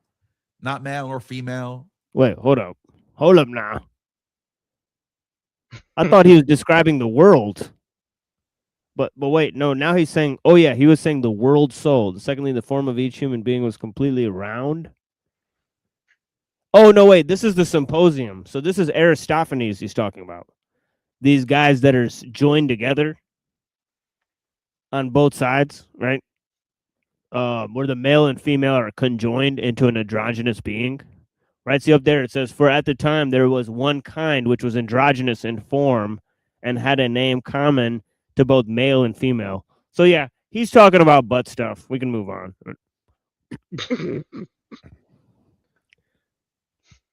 Good Lord.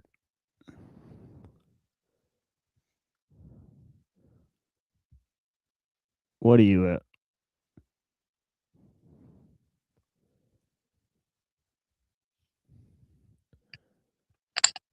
What are you, a horse's ass? These androgynous beings that they're talking about are basically the plasma beings. The plasmation station. Yeah. Oration. This is another guy. Look at his logo. It's like Caduceus. Like what? For a Christian, that's kind of a weird logo, right? For a Christian. Yeah. He a Christian. Is this Christian? It is Christian. For as much as you care, there's an entire. This guy is super cringe, man. I'll tell you guys right now. Indian Jesus? Indian Jesus, the most cringe man on the internet. You guys are about to meet. Oh God. That's pretty bad if he's And the he's- most cringe. He's mid flow too. Gosh.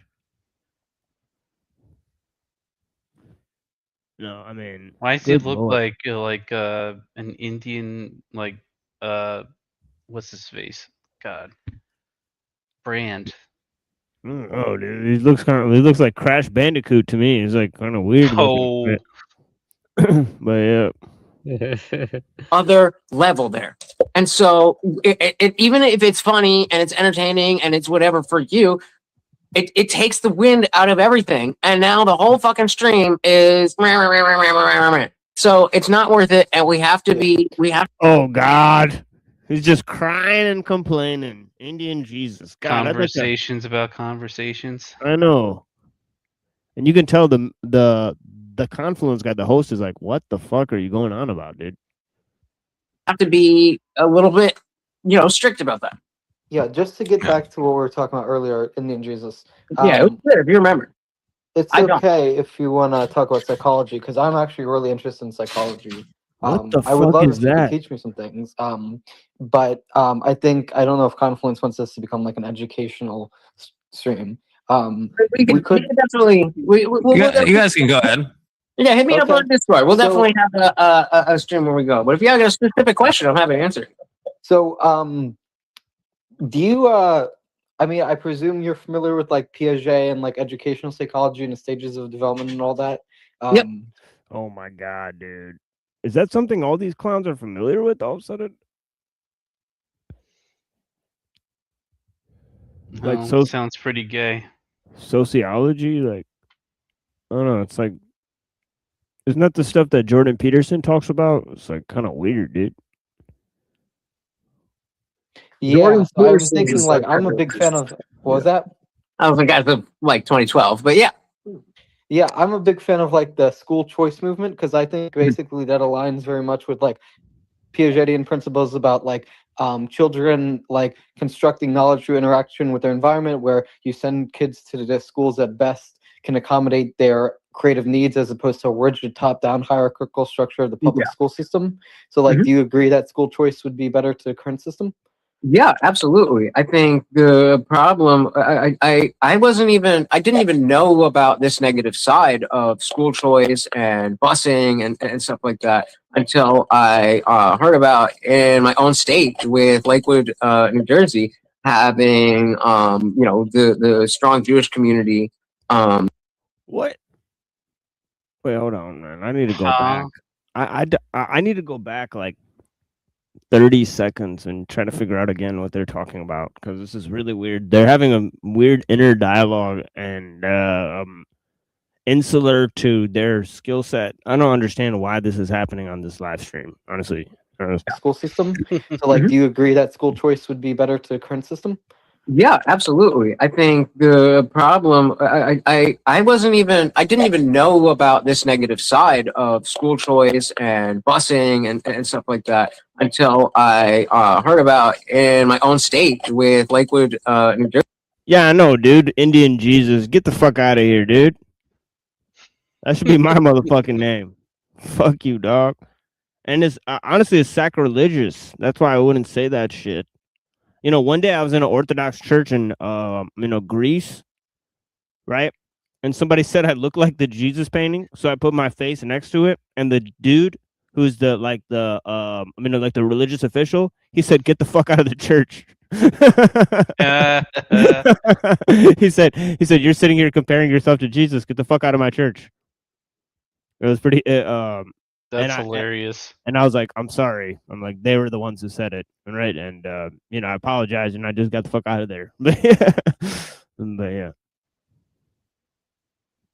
Jersey having the strong Jewish community. Yeah, it's sacrilegious to say like, "Oh, I'm a Jesus," whatever. That's kind of fucked up, considering that people that it's, I don't know.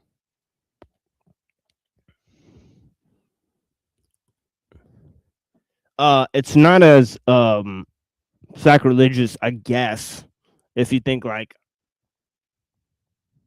if you're like a Hindu and you think like Jesus is like an avatar or something like that, dude. I don't know. But I don't know. Abusing it is a strong word. It is what it's there for. But it is bankrupt. Again, bankrupting is another strong word, but it's not doing well for the community it's in and the surrounding communities. And but on principle, absolutely, I think that school choice is probably one of the only real ways that you can separate property value from educational value. And as bad as okay, so school choice is the only way that you could separate property value from educational value, because Peter J has pointed this out. This is way off topic. They're supposed to be talking about justifying their religious beliefs or something. Right, and just before this, he was Morals? bitching about, like just before, like, he was like bitching about how like the show's way off topic and shit. So I don't know, like he wants to zero in on this for some reason. Like it's not even his show. Like this is why this dude is cringe. Like, I mean, this Confluence guy hasn't even said anything, to be fair. So yeah, the Noggins guy won't say anything. That dude's been drinking for 2 nights. I've watched him. And he had a party at his house the other day where 2 girls called into the show. And they actually looked kind of nice. But yeah. Yeah, he's just like walking around like... Yeah, he's slurried, yeah. And he's also from like Grand Haven, Michigan and whatnot. I've figured out quite a bit about this Noggins character, but yeah. Schools are. I mean, even if we are just applying this to public schools, as bad as the public schools are, that's probably the best weapon that poor people have against, just being behind from the get-go. So you support school choice? Do I sound okay now, by the way, guys? Can you guys hear me? Yeah. Much better. Yeah, in general, I am for school choice. As we get to the specifics of how that manifests, I would probably have to... That was weird when he just said he was like part of a strong Jewish community. What does that even mean, right? In the context of this entire thing. Indian Jesus / Crypto J. I don't understand. Like, that was a weird utterance. And he said that in reference to this idea about like school choice. It's kind of weird. Yeah, it's pretty odd, but yeah. Okay, Cage isn't live anymore. Bryce J. This is a Christian guy. Let's see what he's got to say.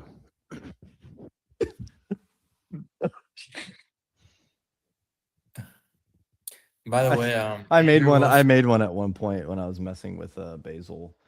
I removed it because it didn't look good without context. Because everybody calls tempo basil. And so I made one of those things where it's like the two guys in the club like talking from American Psycho, right? And it literally said it literally Oh man, they're doing like memes or some shit. All right, let's see what Uncle Ted Talks is doing. Oh shoot. Of Israel and Greater Israel. Based. They're talking about Greater Israel right off the bat. These guys are Literally based. less than a second. These guys are fucking based, man. Straight up. Would seem to be the actual plan, and so Hell yeah, it's the actual plan. Yeah, see, finally, like one show actually says the plot out loud. It's crazy, man. it took the build. And they're also all attempting to dress like Uncle Ted on the show, so it's pretty funny. Oh, with the hoodies, yeah. But we're all very aware that World War I and World War II was pretty much the same war. They basically just had to take a little break and get some more young men willing to die up there and rebuild their supplies a little bit, and then continued on. Everybody just kind of went off to the side and drank an energy drink and a Gatorade, and so yes, the red heifer. We realize that they cannot make sacrifices until they get the return of that. And so in between World War II and now, Israel has expanded substantially, but at this point, it's got to expand into areas that it's can't do by itself. And I think that this is just a furthering of what that entire show was about. Yeah, world domination. Yeah, the Jew world order. Take it all over. And then people act like, well, I can't believe Trump be like that. He's a good Christian. He's not just embedded himself in with the small hats, the Chabad small hats, like the most damn bro of the group. This show is based, honestly, real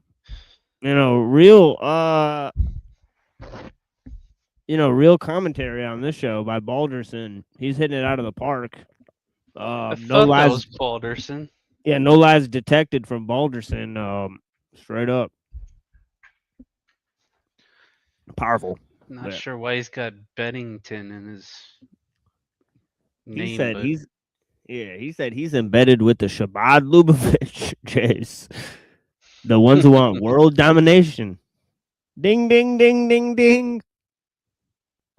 I mean, as the Epstein and Nickelodeon, and even the bears with the blue and the white little thing is off the Epstein Island. It's all just but I get it.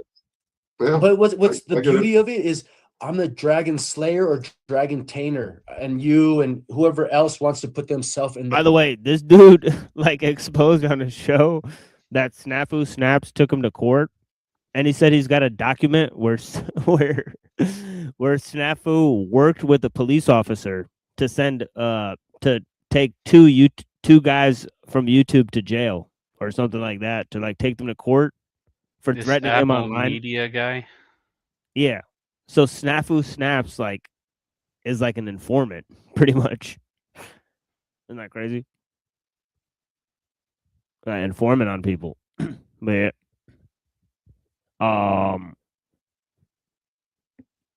with the court document. In those realms, but me, I look forward to wherever we have to go from here, and if we all just come correct your political status, stay out of trouble, I think that there's nowhere to go. But there's no solution through voting to make this place a better. It's a corporation. It's no different than Walmart. Walmart's a big corporation, so you could use that as an example. If everybody quit Walmart and terminated their employment and became independent workers, then Walmart would go out of business. And Whoa. So let's see this guy. He's from Michigan. This is the video he has. It's pretty weird.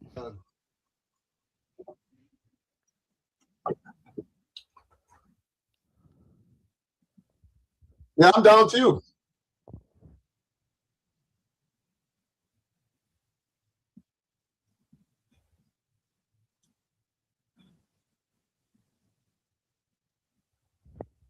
Did Dom go? Yeah, peace out, Dom. Blessings. I know it's pretty late right now. Yeah. This is the original Gilbert, Arizona Police Department report. And you can see here, you got the victim number one, Matthew Sims. I don't know if you want to, that'd be doxing him, but this is a public document. This is a public document. All right. This is a public document. And this is me. I'm Lee. This is Shauna Sierra Connor. This is allegedly the woman that I am threatening her and her mama. I don't know. Probably because you listen to Snafu Snaps too much. Couldn't be. There's the only other way you're going to hear it. Because that's the only way.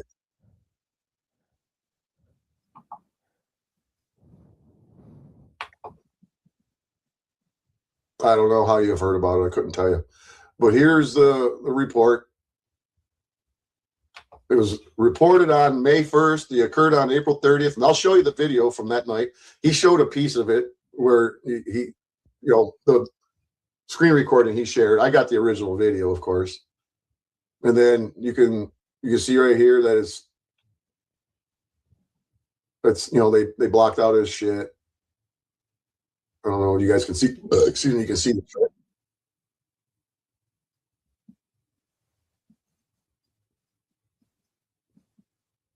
Yep. Yep. They put his race as white. So here's the what's that? The snafu. It said his race was white. Yeah. Seems a bit off. Right. The report. Sagilman. What part? At that time, I was. That was for my driver's license. No, I don't attack people's appearance unless it's snafu. But anyway, so here it is. This is the narrative. You want to read it, or do you want me to read it? All right.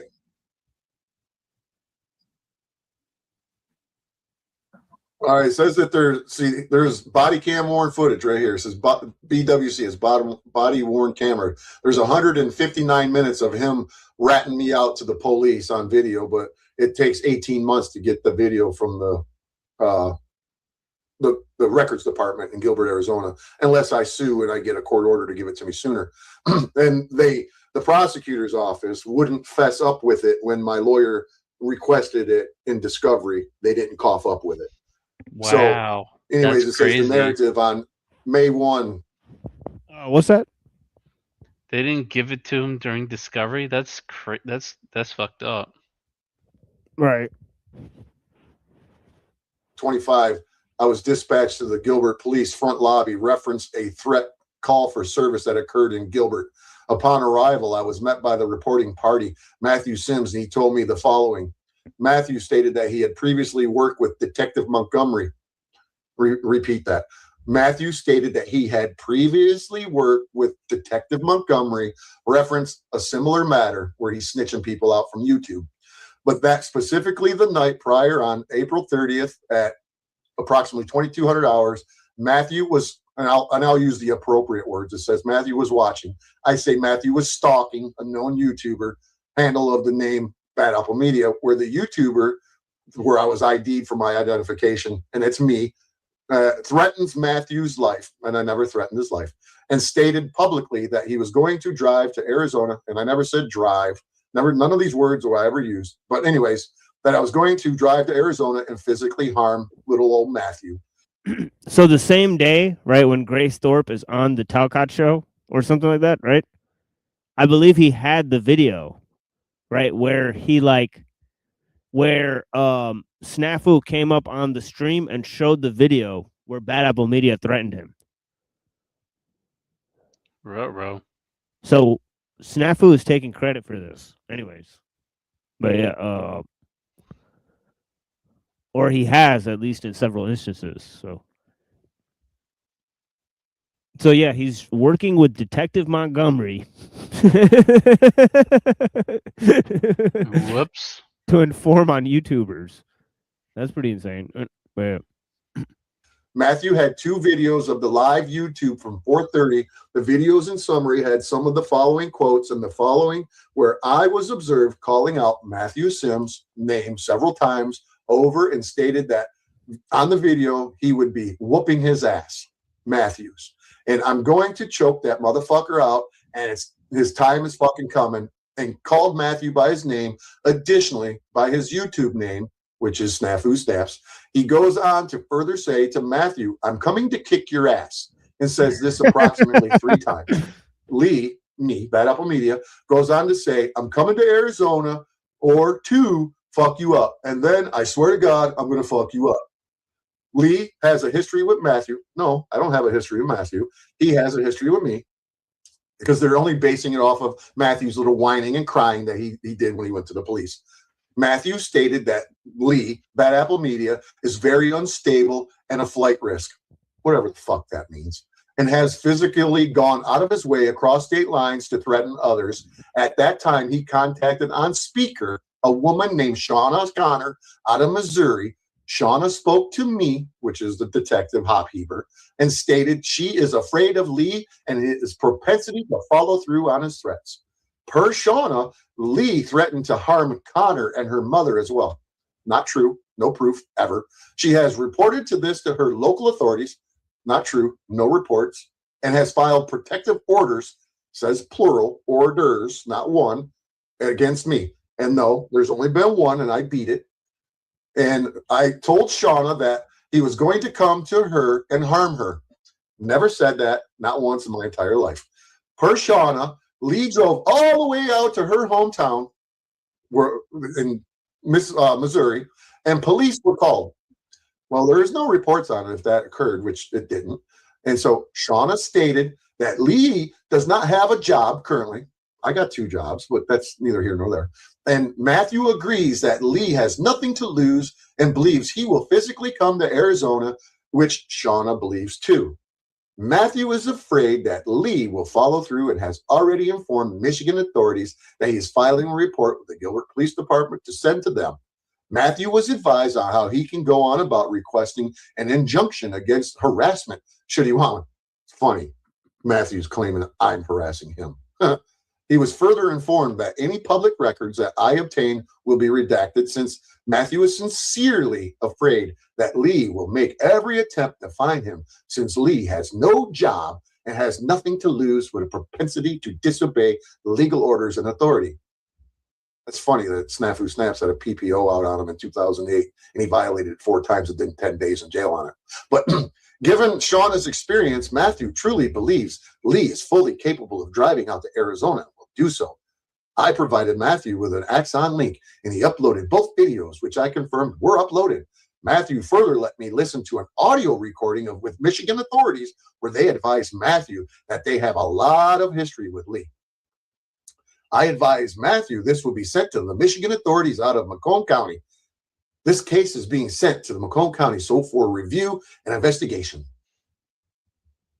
And then it's just a bunch of like codes and silly shit. And then down here in the notes, it says that we have been advised that your agency has a significant history with the suspect offender. I don't have any criminal fucking record, and I don't have any significant history with any fucking police department. So whatever. So suspect offender in this case, and the victim has expressed that they want to be contacted by your victim advocate in Michigan as soon as you receive this case, in addition to being able to be in touch with your county prosecutor with his concerns about his life and the offender's propensity to commit to his threats and follow through, as he has done so with others victims in a surrounding state of Missouri, where the offender drove to the victim city and state after threatening to do so. The only time, no, Tarek is only now. I moved up the road. Tarek is only 2 counties away. This is referencing Shauna Connor in Missouri. And only time that I've ever been to Missouri in location or in direct proximity of Shauna Sierra Connor is when I went to defend myself from the bogus PPO that she took out on me. And I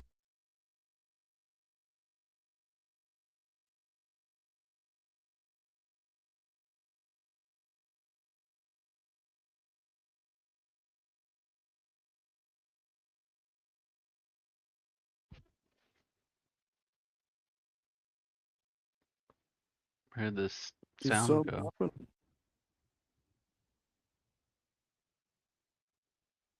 You're not crashing out, are you, TML? Oh, whoops. Yeah, pretty interesting stuff. I was saying. No, I didn't say. I said but 2 words. But yeah, I just turned it off, and because that's the end of the report. But yeah, still pretty interesting, huh? So that doesn't really surprise me, to be honest. Strange behaviors for sure. Yeah, I have something to say. You see, you know, a list is not perfect, but it can give you a gauge to tell where someone's disposition lies. I basically got a list from TML kind of and from Reddington. They're both Yeah, very. mine was not really like the ones I like. Oh for yeah, some yeah. Well, you can send that later, but I'm pretty sure it'll be good. So, Yeah, mine was more like which ones are like important, I guess, or something like that. You know what I'm saying? Like, it was Yeah. like I don't know. It was like it was in terms of importance or in terms of like understanding the modern issues or something like that. You know? Yeah, but what I mean is that even based on that, I can infer that the ones that you like will be pretty good overall. Right. It's just extrapolation. But the point I'm making is that you need some metrics, to some extent, and I guarantee you, someone like Snafu Snaps, he's gonna have just a bunch of bullshit. You know what I mean? Because his mind is full of bullshit. He's a bullshit person, Snafu Snaps. Everything he does. Well, I everything think he he might says- be. I think he may be extremely calculated still, right? Because see, the guy, he still shouldn't have threatened him like that, right? So it's interesting, right? Because saying that out loud, like, oh, I'm gonna come to this state and do I'm this and that. sure Snafu probably goaded him into doing it. But Right. the point is that could be the Snafu case. has a shit and filthy mind. That's the point. He's a shit person. That's what I'm saying. Yeah, like what does he talk about? What does he do? All he does is go around antagonizing people. He was antagonizing me, saying I went on Jack Talcott's show. I've never gone on fucking Jack Talcott's show. I've never spoken to Jack Talcott. All I've seen is some clips you've shared of him. I don't even know the man. And he's like going Right. around saying, "Oh, you've been at Jack Talcott's show. I can call him," and stuff like that. Like his mind Yeah, is we just actually focused had on dumb shit. Talcott's number because Talcott has released his Yeah. number live on the show. And I mean, for all intents and purposes, a lot of us have been public people. I know me and sort of Landry and some other people put our names out there and so on and so forth. So I don't know. There's Wait, people who are. Landry did? Yeah, I'm pretty Like, sure. on purpose? I'm pretty sure like Flow State and Landry and like the Powder Dust, like they just put their names out there. Like Paul, everybody knows Paul's name. They know like their government names, right? So there's a lot of people who just have their names out there, right? So what can a person really do if they know where you live or have your name, unless they want to like go out of their way to like actual tangle with people, which that seems like a very like dicey task. Maybe you want to invite some danger on yourself. I don't know. Snafu is also a Zionist. I believe so. He's a Zionist. Maybe, yeah, because he supports like Alex Jones and stuff. Alex Jones is basically kosher news, and so on and so forth. Seems like a lot of the Alex Jones stuff is not that high bar. And so on. Snafu was watching your show also. You made some stupid comments here that I'm not sure how to interpret it. I want to interpret it. It just sounds like something some brain dead moron would make. So let's see where. The optics are high and hashtag Trufio. What the fuck are you trying to say, Snafu? I don't get He it. says that's like his go-to line, like every time. Oh, I see. His go-to line is shit just like his mind and stuff. There you go. Yeah. A shit-stained mind, only concerned with petty, just gossip and recording every information about others and stuff like that. You know, just keeping tabs on everyone and stuff. What kind of, yeah, he's probably being paid or he's an informant or something like that. Yeah, I don't see the point of talking about Working with cops, apparently. So. Or maybe Montgomery is the informant. Who knows? I mean, right? It seems like a weird situation. Detective Montgomery. But yeah, anyways, so what else, guys? Let's Well, maybe my move towards. general observations on the panel verse is I think generally, from what I've seen at least, the people mean well, and I think people generally they want freedom, right? Or Yeah. they want a better world. And so they come together to talk about their Definitely doesn't mean well. He's a bad actor. Well, there's a couple of people. There's like Aluma Dummy. There's like Tarek that we've seen. Obviously, we'll analyze Tarek tomorrow. We've spoken to him, and so others we may analyze in the future. So who knows? But yeah, we've looked at some of these actors. Obviously, we've looked at the Powder Dusty and Modern Men Lost Again and their interactions with us quite a bit. But then, and we've seen sort of strange tactics from them too, right? People coming out of left field, admitting that they're actors, admitting that that other people can't have genuine interactions, that they're psychotic when they themselves are playing some sort of character, admittedly, and trying to antagonize people. Yeah, Dom, I'm gonna tell you something. Not everyone has good intentions or good attitude. I mean, some people are just they just waste their time. They don't have a sense of higher or lower. Like, reading good literature or reading good books is above going around like Snafu and spreading gossip about people. Because some of what Snafu said about TML, which I will not repeat here, greatly offended me too. He's not a good person. You don't go around saying certain things. If you ever encounter him, I recommend being on your guard because he is a bad actor. He will try to gather information on you and such. And he did that to me. Like, I don't know. You gotta be careful. Like, some of these people are very creepy. Well, maybe that's sort of metaphor for the experience in general, because I'm telling you right now, the number of people that have been to prison or been part of the military or been part of the occult, there's numerous amounts of people. And when you walk around in the streets, you don't meet people who are part of these sort of groups or organizations, right, where they've taken oaths and so on and so forth, right? So what you have to understand is that this is a spy tool that's invented, and there's extremely strange amount of groups and people that are here that don't function sort of in everyday life, and this is sort of a strange area that's meant to create fake situations, right? Sort of a world made of speech, so that you would play for sort of fake prizes and sort of get. So a lot of the LARP, the purpose is to make it seem like it's real, right? So to blur reality and fiction so they can draw you into the experience, right? So they can extract information and get reactions from you, because if you think it's real while they're imposing a fake scenario on you, then they believe they have power over you because they've successfully manipulated you, right? So the purpose of it is to sort of open you up to taking a critical examination of yourself, right? The first step of brainwashing is forced introspection, as they say, right? Sort of repeated this. Do you think looks Jack like- Talcott falls into that category?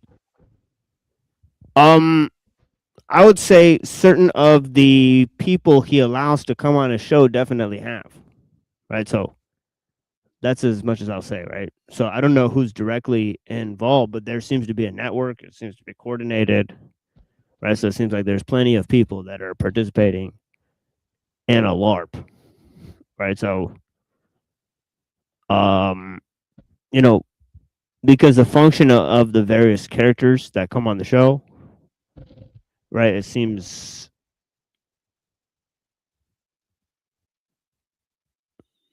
like what's the purpose of having a Luma dummy come on when he doesn't understand the Bible or anything? So there's nothing there, right? So I mean, it's questionable. Yeah. You see, you know, the thing is that I don't know everything. You know, it's very hard for someone to know everything, especially in an age where of great tension and pressure and such. And I'm very upfront about my interests and my areas where I can improve and where I could cultivate myself further and stuff. But you see, the point is, though, I am very clear about my set of interests and what deeply intrigues me and such. And I can speak of that in a coherent manner and elaborate on certain topics more and more. So sometimes I have to go retrieve my notes and double check certain facts. But the point I'm trying to make here is that it's called cognitive style. You know, cognitive style, you know, some people have different cognitive styles. I'm very try to organize my my cognition based on my set of interests. But you see, it's good to ask people and make them more transparent, but not in the sense that you want to dox them or you want to gather information on them, but see where they lean. What are their sets of interests? What do they focus on? What do they read? Because I cannot read everything. So like, if I choose one book over another, that's also important. You see what I mean? You get what I'm trying to say? Like, yeah. Okay. Yeah, but the point I'm making is people like Snafu, they're only agents and they are calculating. That's true, but they have nothing whatsoever interesting to say. Whatsoever. They don't have anything interesting to say. People like Snafu. And that's The very Dramaverse. yeah, Dramaver. Yeah, he's a vile, reprehensible person. A disgusting bastard. So, Well, there's probably a reason that he's in the hospital so much. well, he should You stay know, it there. translates I to don't like health hearing too, his I voice.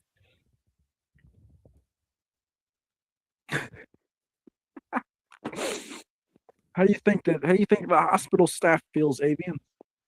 I think they also feel suffocated by his annoying voice too. He's one of the most annoying, grating people I've ever heard. Disgusting little vermin. Yeah, I acknowledge that. You know, I said that the panel verse I think is full of a lot of good people who seem spiritual, even if they might be an atheist. But that's why you see all these actors and LARPers, because number one, people can accept that some people are maybe a little serious about wanting to learn more and share their ideas. Or number two, they're just some sort of agent. Right. And I'm sure that there's a lot of the latter on the panel verse. Yeah, and I don't want to talk about him too much because he's a non-entity in some sense. Yeah, and also I don't want to draw his attention because once he draws his attention, it's not pleasant. So yeah, I gotta be careful. Yeah, I'm kind of drunk right now, so even though I'm drunk, I'm still more coherent and more thoughtful than him and stuff. Yeah. Oh. Yeah, but still, I am gonna basically end this soon. So keep that in mind, fellas. Because we will be back tomorrow, right? I was planning on maybe taking this week off because we're banned anyways, and I said I was gonna take a week off. So I don't know why I've spent all this time online. Definitely not good policy. But tomorrow we're coming back with some heavy topics. So, yep. If I ask, what do you guys think of the line or the ACA, Atheist Community of Austin? Like LARPers to me. Yeah, most likely. Yeah. Yeah, Atheist Community of Austin. Yeah. Is that the show or is this a call-in show or? Yeah, with Matt Dillahunty and Yeah, they suck. Yeah. Yeah, that show sucks. Yeah. Yeah, the show's garbage. And the call-in shows, just like Jay Dyer has, it's a good way to just like engage with people in for the length that you want. All right, so this is a problem with these call-in shows. Is that it's like they hang up a lot. There's not real engagement. They force people to answer their questions. They can mute them whenever they want. It's a huge problem. Like honestly, this panel is more honest way of interacting, right? I think so. I remember one time I called them and I made like a little script. I'm like, okay, I'm gonna read this and then we'll go from there. And I told them I have this thing I'm gonna read you guys that I wrote to explain this. And then they said, well, okay, but we have a show to run here, so we have to interject ever so often. They literally told me that like not even 1 minute to me calling them and talking to them, that they have a show to run. So yeah.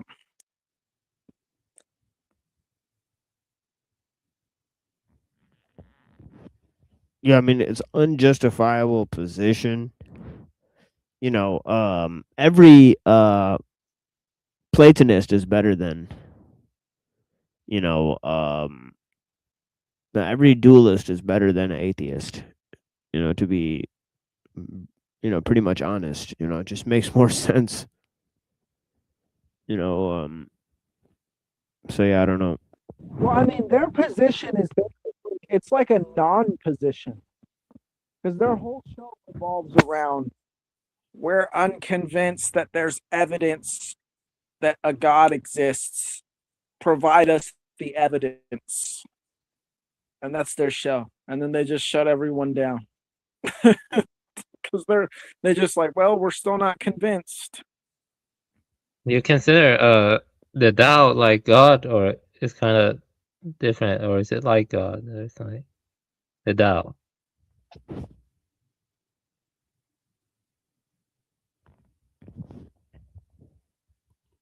Yeah, I mean, God is definitely Taoist. Okay, that makes sense. Yeah. Yeah, God is Taoist. And I think, it's like God would rule in the way that the Tao prescribes to rule. Right, I think, right? Like, it says that the greatest leader is but a shadowy presence. That the Tao allows people to rule themselves. Right? It has minimal interaction, but maximal range and efficacy, right? Yeah, I mean, it depends on one's definition of God ultimately, because many people define God differently. So you have to first define what you mean by God, stuff like that. And then I can tell you what I believe. That reminds me, ever since I've been on this panel, I feel like I've learned a lot. And it's helped me Thanks, brother. refine what I know of God. in a way that I don't think I could have had I not come on the panel. Oh, we got a bunch more coming up. And if we don't get back to the OG channel, we'll just continue here. So you should remember that no one agrees with everything on each other on the panel. Ultimately, you have to decide what you truly believe in, Dom. Yeah. Yeah, that's right. Believe in yourself. Yeah. Oh yeah. When the Yeah, where I'm at now, it's pretty much. I Oh, gotta wait, say, it's pretty much what I've been saying the whole time, but I think I've refined it even more so about the three components of God and bridging duality together through the will.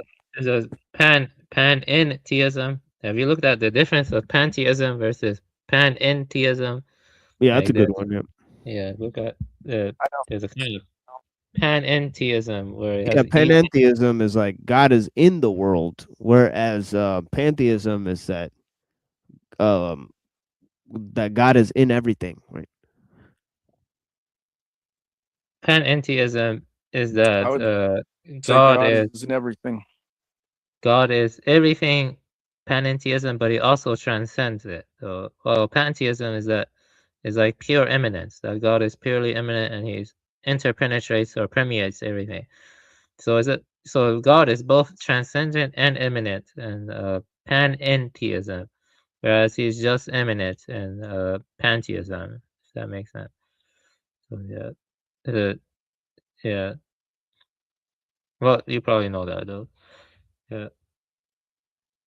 I don't know. You keep cutting out. Is that me or is that No, I just mean, me? Yeah, that might be you. I can hear him fine, but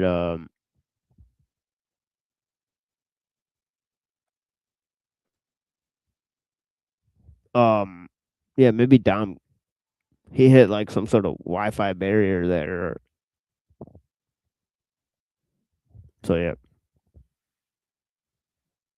Okay. Oh, there you are. Well, no, I can't. I don't know. I guess like I could talk the whole time, but I'm having a hard time hearing Avian every once in a while. I don't know. yeah. Can you hear me now? Can you Yeah. hear me? Yeah. Yeah, maybe I'm just a Yeah. little bit drunk. So yeah, there you go. So I can't be that entirely comprehensible. I was saying in panentheism, God is both transcendent and immanent. Well, in pantheism, God is only immanent. So does that make sense? Like the versus immanence and transcendence, stuff like that. You can look it up. Stuff. Right. So Right. Panentheism is more dualistic, so on and so forth. So yeah, stuff it's like that. interesting. Yeah, sure. Yeah. So Calix, I appreciate you, man. Denise, Shadow Buddha, blessings, guys. Thank you guys for watching. Honestly. Yeah, Calix is a cool person. He Oh, actually yeah. thinks like a real person. While Snafu Snaps is a dumb piece of shit. He just feels like the brain Yeah. damage. Yeah. Let's just focus. motherfucker. Let's just not focus on him too much. You know, you went on and on and on about Snafu Snaps. Let's just relax. Yeah, I really don't like. Yeah, and you mentioned you're drunk, so let's just chill out, man. Yeah.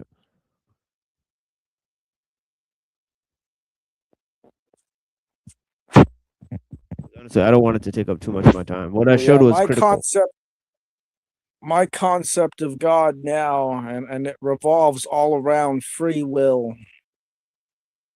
Or is where I'm at now is basically a synthesis between Parmenides, Schopenhauer, and natural law. Interesting. Yeah, that's base. Yeah. That's base. Yeah, yeah, that's cool. Yeah, Schopenhauer's awesome. Yeah, Schopenhauer is greater than Hegel, and so on and so forth. Yeah, so you said Schopenhauer plus natural law, and what else? Sorry, I was. Oh, you said Parmenides. Natural law. Yeah, What's the Parmenides. Yeah, discoverer actually, of natural law? yeah, but Schopenhauer already has all of that. Actually, Schopenhauer. If you really you see, can't let me tell you stand this him. about Schopenhauer. I had a friend into Schopenhauer. Most people only read the first volume of both as will and representation.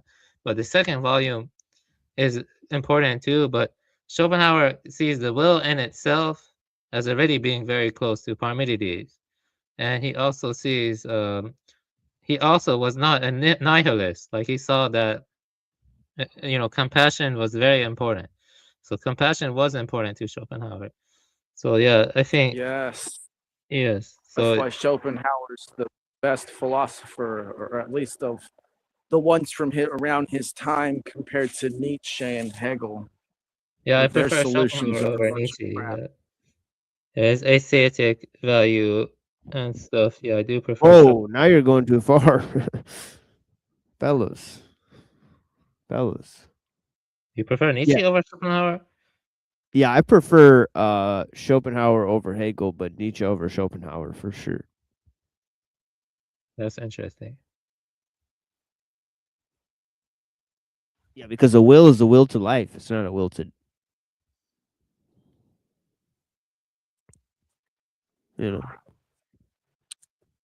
Yeah, the thing about Schopenhauer is I think he got too caught up in pessimism becoming. or so on. He got too caught up in becoming, and I think he's describing the will of someone who's gone down the path of becoming. And when he says to shut off the will through compassion or things like art, or like high level monks, they'll do it through just meditation. When he's talking about shutting off the will, he's talking about tuning into being, I think. Now I don't know what he would say, but Yeah, he says the will in itself is atemporal and aspatial, so that is pretty much close to Parmenidean being. It's atemporal. Parmenidean being is atemporal, right? It's atemporal. That's basically what it is. It's Seems that way. Yeah. But if time is becoming, one could say time. Like there's a lot of ways to show that time is not becoming. So I could think of at least 3 or 4. But Yeah. Atemporal just means without temporality, without becoming. It's will in itself has no becoming. I might say like maybe without movement, right? Or if the movement just completes a circle, so on and so forth. Right?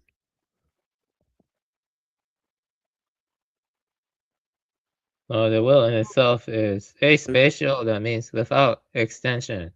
And it is also atemporal, that means without time, or no becoming, no movement, or so. Well, this is where I'm at right now when it comes to that. I don't know, maybe my ideas will change in the future, but the way I see it is being contains everything within it. This includes all that's ever happened, everything that's happening, everything that will happen, and everything that could have possibly happened. And there's a whole lot of possible what could have happened that occur just about every single day. For example, what if they did not invade Iran, but they did? What if we did not decide to go to school and we just got homeschooled instead? Various possibilities of what could have happened that did not happen also exist within being. There's a fancy word for that. You want me to tell you the fancy word? It's called counterfactual. Have you ever heard that word? Counterfactual. No, I'm not. Yeah, that's basically you can look it up. Actually, that's its own word, though. But yeah, you can look counterfactual. It's like when you say a statement like this, like if you say if kangaroos had no tails, they would fall over. They would topple over. And when you start analyzing counterfactuals, it leads to a lot of weird logical systems. Like like when you say the word not necessarily, you see what I mean, or you say the word like if and only or something like that, it leads to certain conditional possibilities, like what you were saying, that can be strange. Like ontologically or something. You see, those possibilities you're talking about. You're saying it includes counterfactuals. That would be a very interesting worldview. Yeah. Yeah, Buddha's getting into Grand Priest, so once he's done with that, we're all gonna be cooked at this point. Yeah. Graham Priest is different. I think Yeah, that would. I like his thinking. Yeah, me too. I like him too. He's interesting. Dialetheism, right? That was his idea, right? This. Dialetheism and paraconsistent logic have some minor differences, but we can go into it in the future. Like I think paraconsistent logic actually wants to deal or manage contradictions without without leading to explosion, but I have to look at it again. And dialetheism says contradictions can actually exist, like they literally exist. So yeah, it's interesting. We can go into that stuff more in the future. Yeah, it's interesting stuff. Yeah, like the Katsuki of ancient India. You know, they didn't have law of the excluded middle, stuff like that. You know, oh, Yeah, I forget what it was, but Zeno has a paradox where it goes relation between A and B creates relation C, and relation between A, B, and C creates relation D ad infinitum. Right? So he said if you look at relational things, you can always draw more relations between the relations. Right? So there's like this infinite web of relations. Once you get cooking, it's like 0 and 1. Right? You can create an infinite pattern, right? So there's actually a Buddhist who actually said that too. Right? So I mean, Sideritz covers it in his book that they independently discovered one of Zeno's paradoxes. So that's pretty interesting, isn't it? Yeah, there's a lot of stuff like that, especially in the Flower Yeah. Garland Sutra, Avatamaska Sutra. I haven't read that one yet. That one's like 16 or 1800 pages, that sutra. That one's pretty long. But that Yeah, one you know that Lao Tzu pretty much says like knowing one's own ignorance is the greatest type of knowledge. Yeah, It's that's like chapter 71. Like it's pretty funny. But yeah. Yeah, that is a high level of wisdom. Yes, that's Yeah. So it's not like so it couldn't be that he like talked to Socrates about it. But yeah, I mean so yeah, so that's not Plato's invention at all. It's fascinating. it's like convergence. Wisdom converges on many Oh yeah. conclusions. Yeah, convergence. What? Conversions? Yeah. Different thinkers like Lao Tzu and Socrates and other ones, they converge on many similar conclusions, especially regarding ignorance and awareness and knowledge. Not on everything. What is going on? What's wrong, Reddington? Points? Points? What are you guys talking about? I'm so confused. He's dissolved into the ether. He's one. I don't know.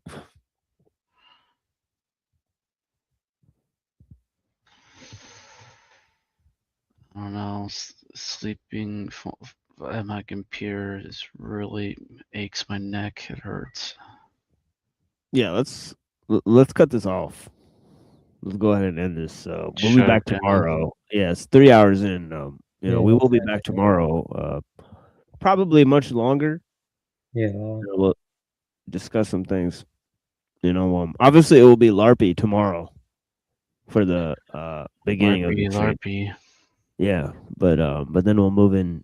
Hopefully we'll get a good discussion going, and hopefully we don't get struck. I don't know. Maybe we will. Right. So so there's possibilities that there's no way to function on YouTube and we have to move to Rumble. So we'll keep you guys posted or onto Odyssey. So we'll keep you guys posted about where we're at and we'll figure it out together. But so far we'll be back tomorrow here on Cyber Caliphate. Okay, so basically 9:15 p.m. Eastern. So, And would you guys like to say anything? You know, I hope you guys will return tomorrow. You know. There was something earlier, but I forgot. Yeah. Yeah, it's been a weird Good night, couple I nights. guess. Yeah, the blood moon. Yeah.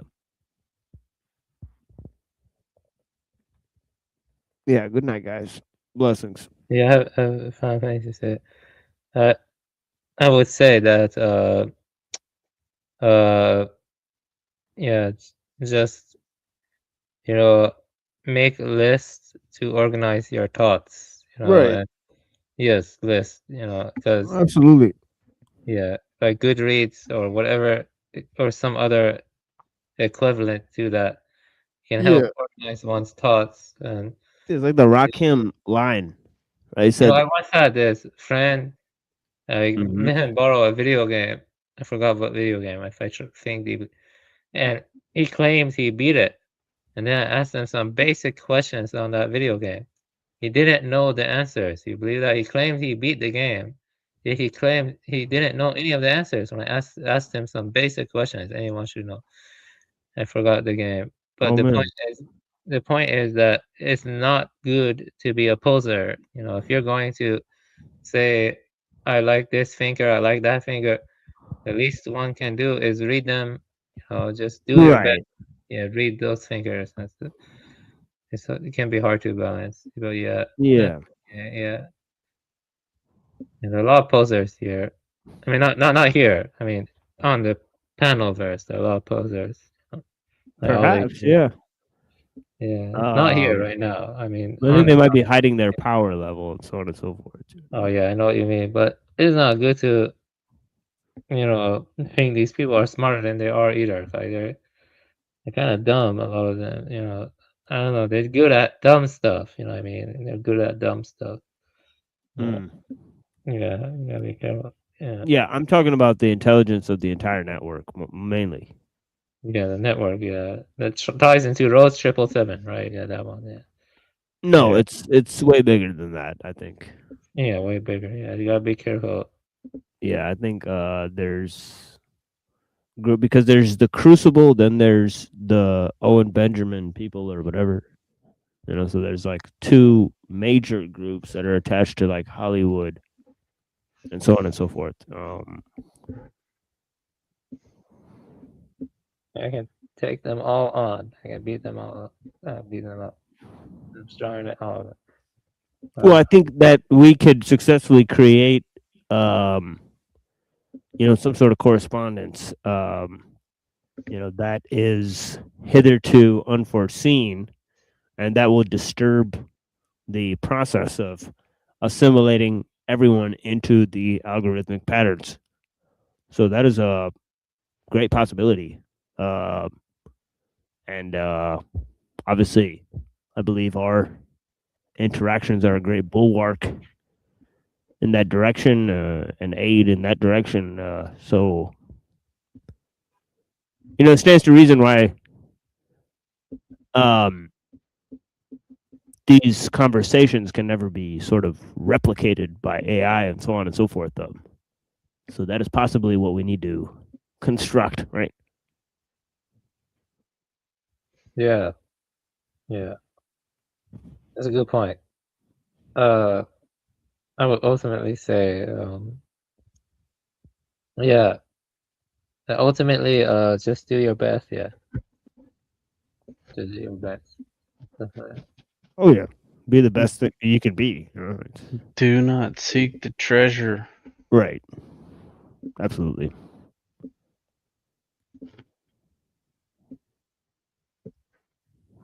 Right. Be the best. Don't become the best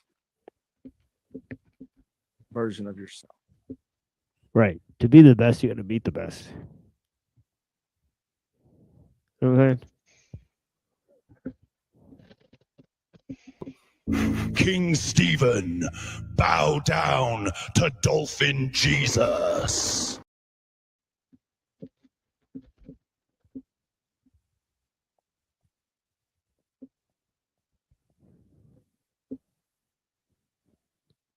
Is he still around? I don't know. Oh, yeah. King Absolutely. Oh, absolutely. Yeah.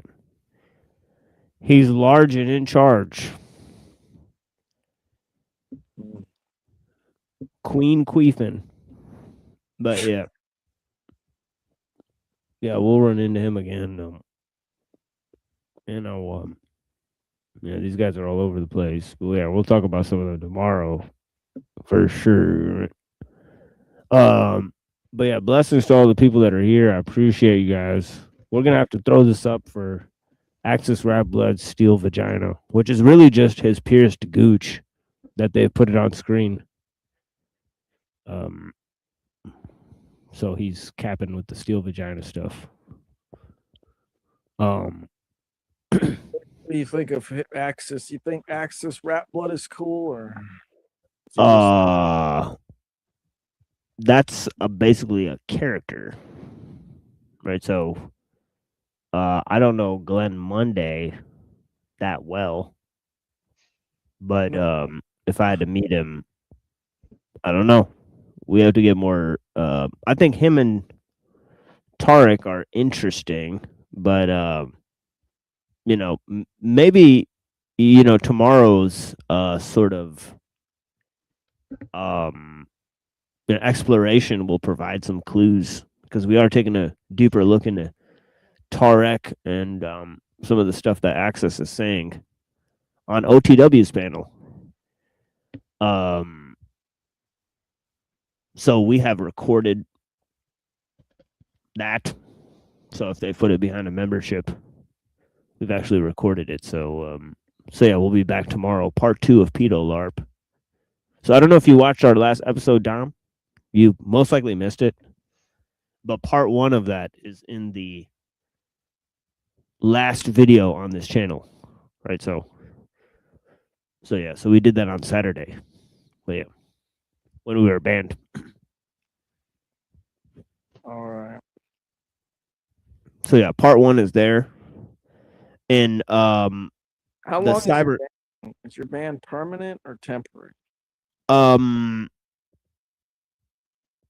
It's so far it's just temporary. So yeah, but it could be permanent. Right? So there's a possibility that it'll become permanent in a short time. So we will see. Of course, if they ban the main channel, we cannot remain on this channel. So because they realize they're connected, so we'll actually have to move to a different network altogether, right? So that's why I'm queuing people in on that possibility. All right. Right. So, but Well, I guess get off now then. yeah, thank you, Dom. Yeah, blessings, brother. Easy. Good night. Yeah, thanks for sticking around. Yep. Yep. Later.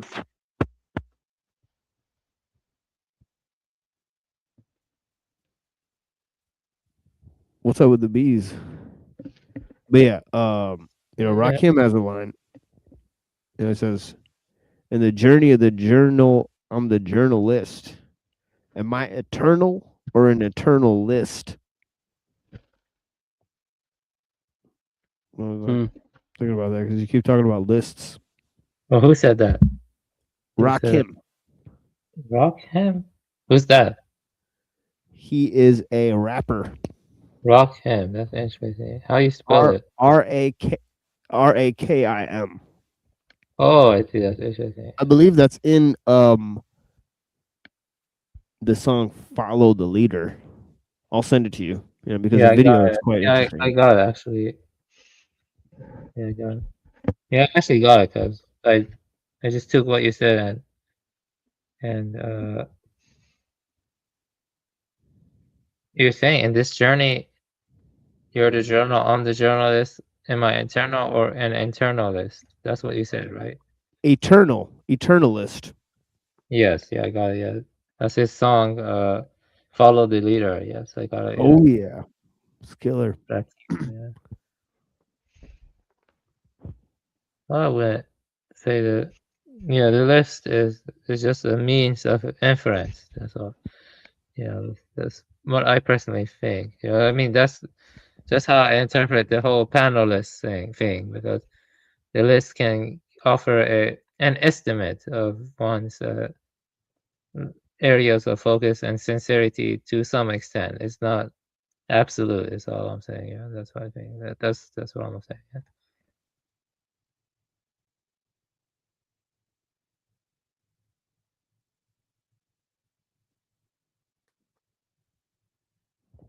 Oh yeah. When the sun colors the rainbow, I want you to know that I'm a rainbow too. To the rescue, here I am. I want you to know just if you can where I stand.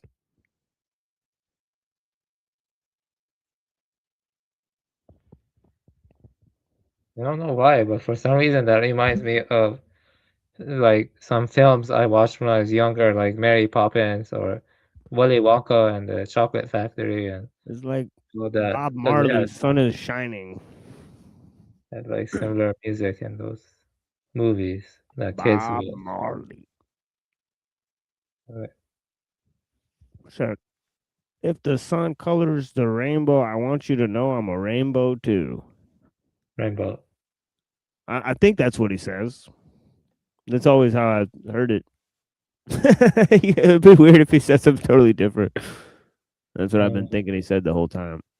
But yeah. Yeah, that's cool. But yeah. Yeah, cool. So yeah.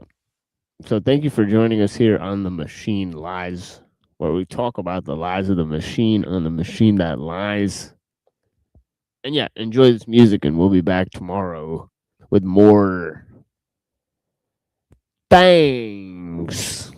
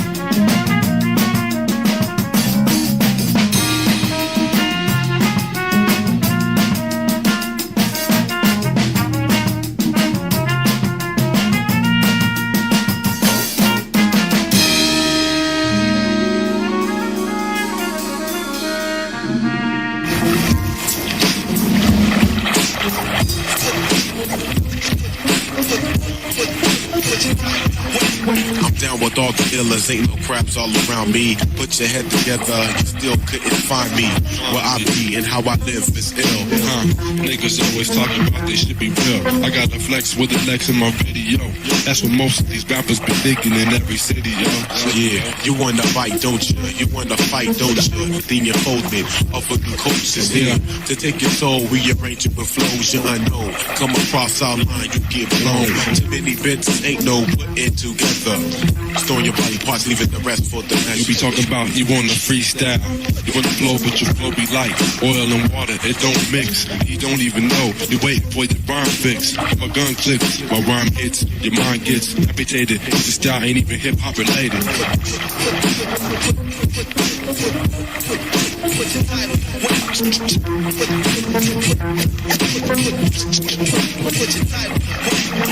I be Takasi, my niggas call me Kaz.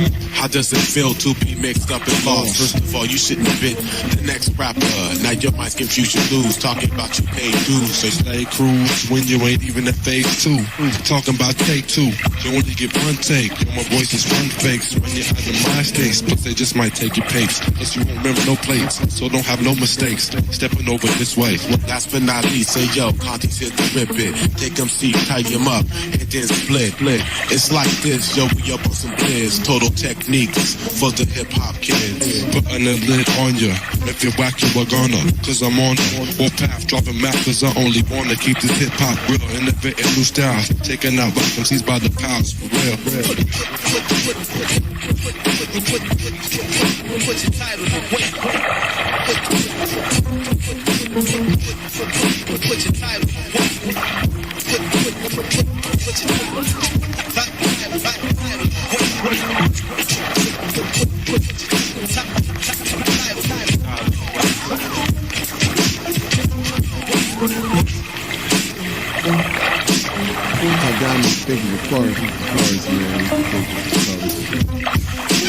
Play with it, you know.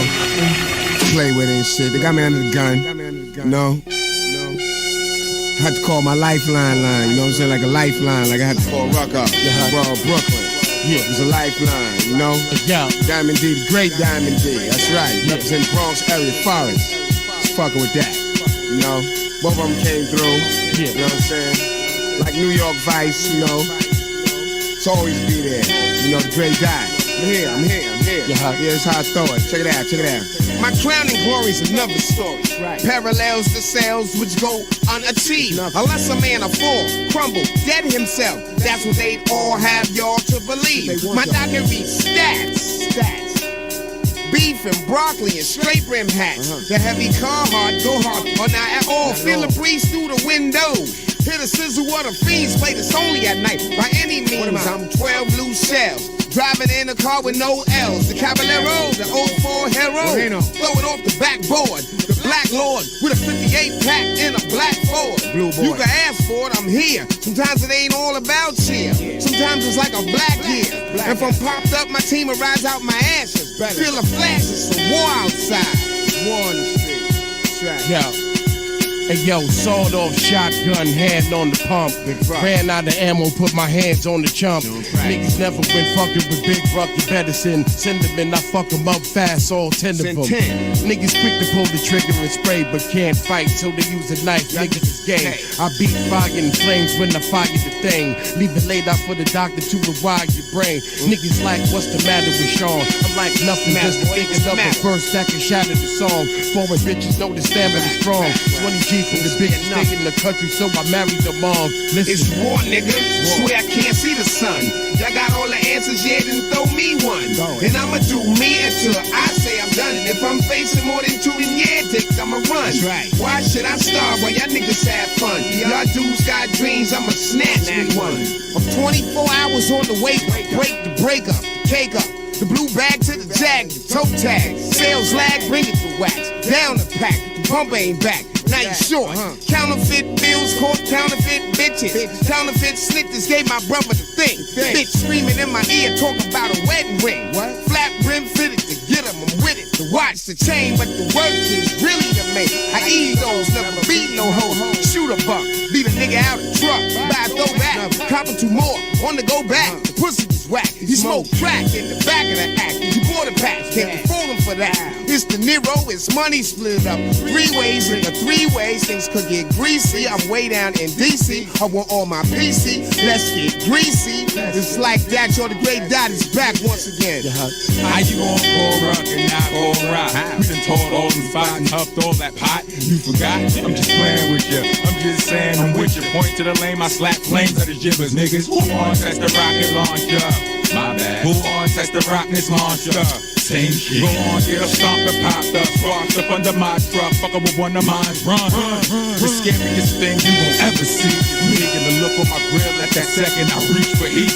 Fuck the boogie and a Bigfoot. I'm the rockless monster. Rock's the problem. Rock a blonde ya. Shot to warm you the fuck up. Blocks, revolvers, shotguns, llamas, Rugers, and Max. You name them, we got them up on us. I seriously doubt that you want it. Fuck with my dog, we got and we coming. Now It's you know war, nigga. Swear I can't see the sun. I got all the answers, yeah, then throw me one.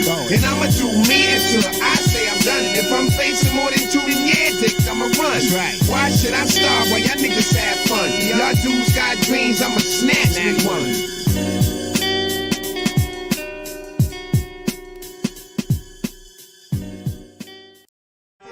Yeah.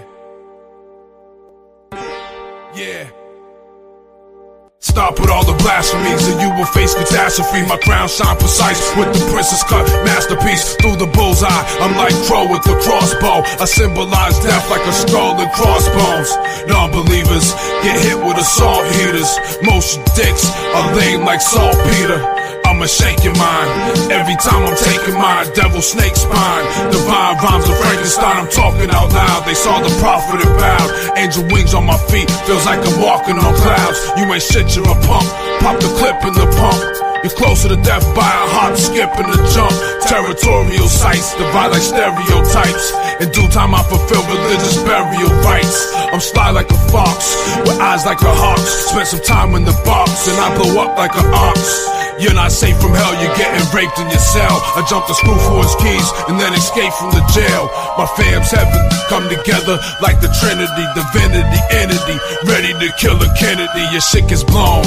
I have you get some stitches, I'll break you like a wishbone and make you kiss the stone. I'm a beast waiting. In my dreams I see Satan telling me to get a gun and shoot up the police station. I'm from the underworld. My slaves obtained 100 pearls, blunts to twirl. Every night I fuck another girl. I'm on a far star, plant bombs with cops are. I target squad cars, Allahu Akbar.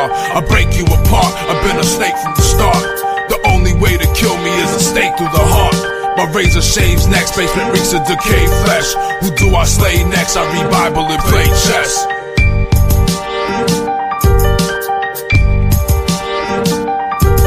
There is a shovel that is important in the countryside. I'm a beast like Intro 9 with Cain's mind inside. A challenging time is marked and there are vineyards and grapevines. This found inside the eye where some man is crushed and dies. My thought is sharp, it pins you to the wall behind. The wooden floor collapsed 3 times, the bodies are hidden beneath the sky. Yet I am a man who has become angry with the decisions of the king. So one night I started a crime ring. We hid barrels of gunpowder under the floor where the king was to give a speech, and blew his ass to smithereens, My poetry has a quill that pricks blood of his paranoia. I had this ship built in such a way that it would collapse mid-voyage. At night late down by the lake, overpass behind the creek, with a lit candle I creep. Perhaps you find I've constructed panels in the ceiling to collapse and kill you while you sleep. It is lost behind the wall, what has never been found to all. In time of the great fire you watch the chandelier fall. A door is cracked, though in fact what you find behind it exact is a place where a memory is trapped, or those killed by my axe. There is a war that rages in heaven, fish, zodiacs, many eyes and wings that are feathered. You are betrayed by creatures who seek their own death forever. Yo, look me in the eye, your life's a total lie. I'm like the Godfather, I take your kids when you die. I visit small towns, spreading my sickness that's inflicted. Now I live in hospitals, painting pictures of my victims. It became a fairy tale, so the story keeps on living. On how I brought them death, the gift that keeps on giving. I stalk them all, horror calls when the darkness falls. I chop your balls, you hear the growls of the monster bros in the mental institution on all kinds of medication. Now I pray on their souls through constant meditation. Fuck fuck a haircut, you need your head chopped off. Catch you in the crossfire when the lead pop off. My parables are terrible, I walk where pharaohs go, through the halls of miracles, the fallen walls of Jericho. Next to me is ecstasy, the Holy Ghost reflects in me, a living legacy through ESP. I see destiny, I hoard the steel, that'll make them mourn for real.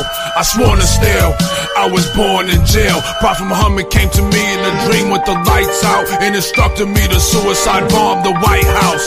For he's the final prophet and Jesus is the Messiah. We're no longer awaiting the return of Elijah. Through land and sea wouldn't find a man more noble. I react nuclear, melt to the core like Chernobyl. Inserted in the gun, you want a hamburger bun.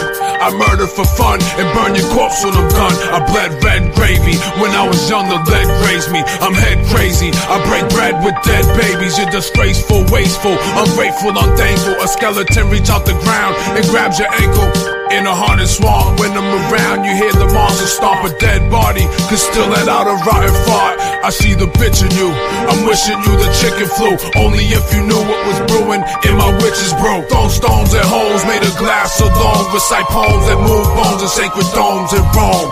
There's no defense known against this killer's assault. No looking back or you get turned into a pillar of salt. If I'm not left alone, then I will wet your dome. There's no better poem. I crack the Rosetta Stone in the Dead Sea Scrolls. I part Red Seas whole. My lead needs souls. In my head I see trolls. No doubt I rhyme best. I got a Teflon line vest. A whole human body is hard to digest.